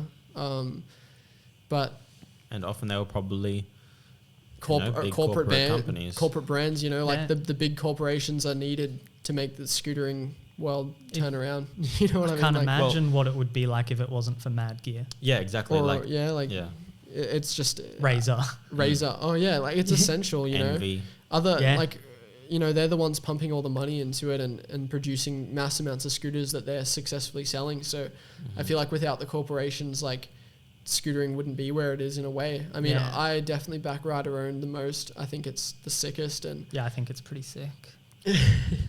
But I mean, just to touch on that, like, I definitely don't see us as, like the way I see some corporate companies, but we're corporate. Like, I don't even know what the word corporate really means in a way. Like, I guess just non-rider owned. Yeah, corporate is just used for the word for non-rider owned. Non-rider owned and stuff. Like, I do get the. There are companies out there that have amazing values that aren't rider owned. Yeah. Flavor, for example, Dean is an incredible human being, and he has nothing but the best intentions for scootering. And you could, I guess, in the way of like the terms that people use, you could say that Flavor is a corporate brand in a way. Well, what we were just talking about. It's not rider owned. Yeah. Freestyle Scootering Australia. You're going into schools. You're talking to YMCA's. You're with PCYC. That's that's governments. That's council. And that's could be corporate. But I think what it is that you're doing is so good for the next generation of scootering. So for sure. I don't know how you would again, I just think like corporate is just used for the term for non-rider owned. So every company is a corporate company at the end of the day. But those big ones that didn't start by a scooter rider. Well, I mean, where are kids going to get their scooters from? Their parents go to the nearest scooter store that's the most corporate or the biggest shop. Scootering wouldn't be what it is today if it wasn't for big corporate companies. But I don't think that they are necessary. I think that a rider-owned company can become as big, but especially if bigger corporate companies were at the forefront of scooters at the very beginning, it's going to be likely that they're way bigger now, and people will always naturally, for the most part, kind of lean towards the bigger companies because they seem more reliable or, all of that. I like the mixture. I don't think they, just looking at the question again, need to do anything more than what they're doing, because the way I've seen the industry go in the last year, 2 years, 3 years, and I've talked about it with some of the other bigger company owners, the rider-owned companies are at the top of the industry or getting very close to, and they're the ones that are doing as much as they can for, the current, don't forget about the current generation, but because that's what's going to inspire the next generation as well. So, I don't think in a way it really matters, because the rider-owned companies are going to do it anyway. Yeah. We've Native, always been... Ethic, Aztec, Tilt. So many. There's probably so many Elite. more we didn't just say. Yeah. For sure. Yeah, So that was your question. Sorry. no, that's good. It hit a heartstring. That's hit a nerve. good. That pretty much answers the question, you know. Yeah. So one more. I don't think there is any other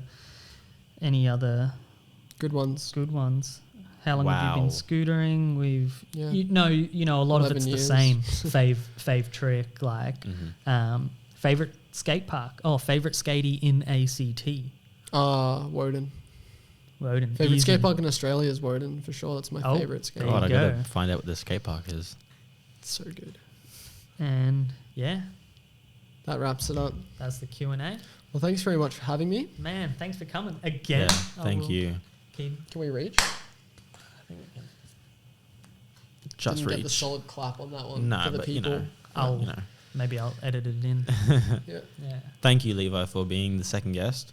Thank you very much for having Yeah, me. so stoked. Yeah, we're really stoked. So Yeah, hyped to be doing a podcast on the new equipment. yeah, We're the first people. yeah. to Thank be you for using helping it, so- testing it out. I'm Yeah. so sorry, Will, that that we didn't get this prank. It was and- just the test, and then you were like, "Yep, podcast." Yeah, I from now actually on." Yeah. feel super bad. Like We probably should have just done it episode like was just so us or something. awesome as well. Like But yeah, it's still that doesn't mean his podcast is any worse at the end of the day. Like Not at just all. the I think- audio quality yeah, is not as I remember good. you messaged me. You're like, "How's the audio?" And I was like, kind of blunt. I was like, it's pretty bad." I sent a version to Connell that I was like I was like, yes, we've done a podcast. Like, oh, check this out. And just straight up, that echo is fucking horrible. I was Oh just my like, God. oh no. But, can rely on him for honest, blunt feedback. yeah. And then I found a filter to take away the echo and stuff. Worked so well. It It was did. good as it could. Yeah. Mm-hmm. Well, until next time then. Sweet. I'm just so stoked. Bluetooth. You guys are getting over the high fives now. Yeah, I'm Regan Thompson. It's Keaton Mitchell here with Levi Knight. Thanks for listening. Peace. It's been good. Peace, guys. Peace.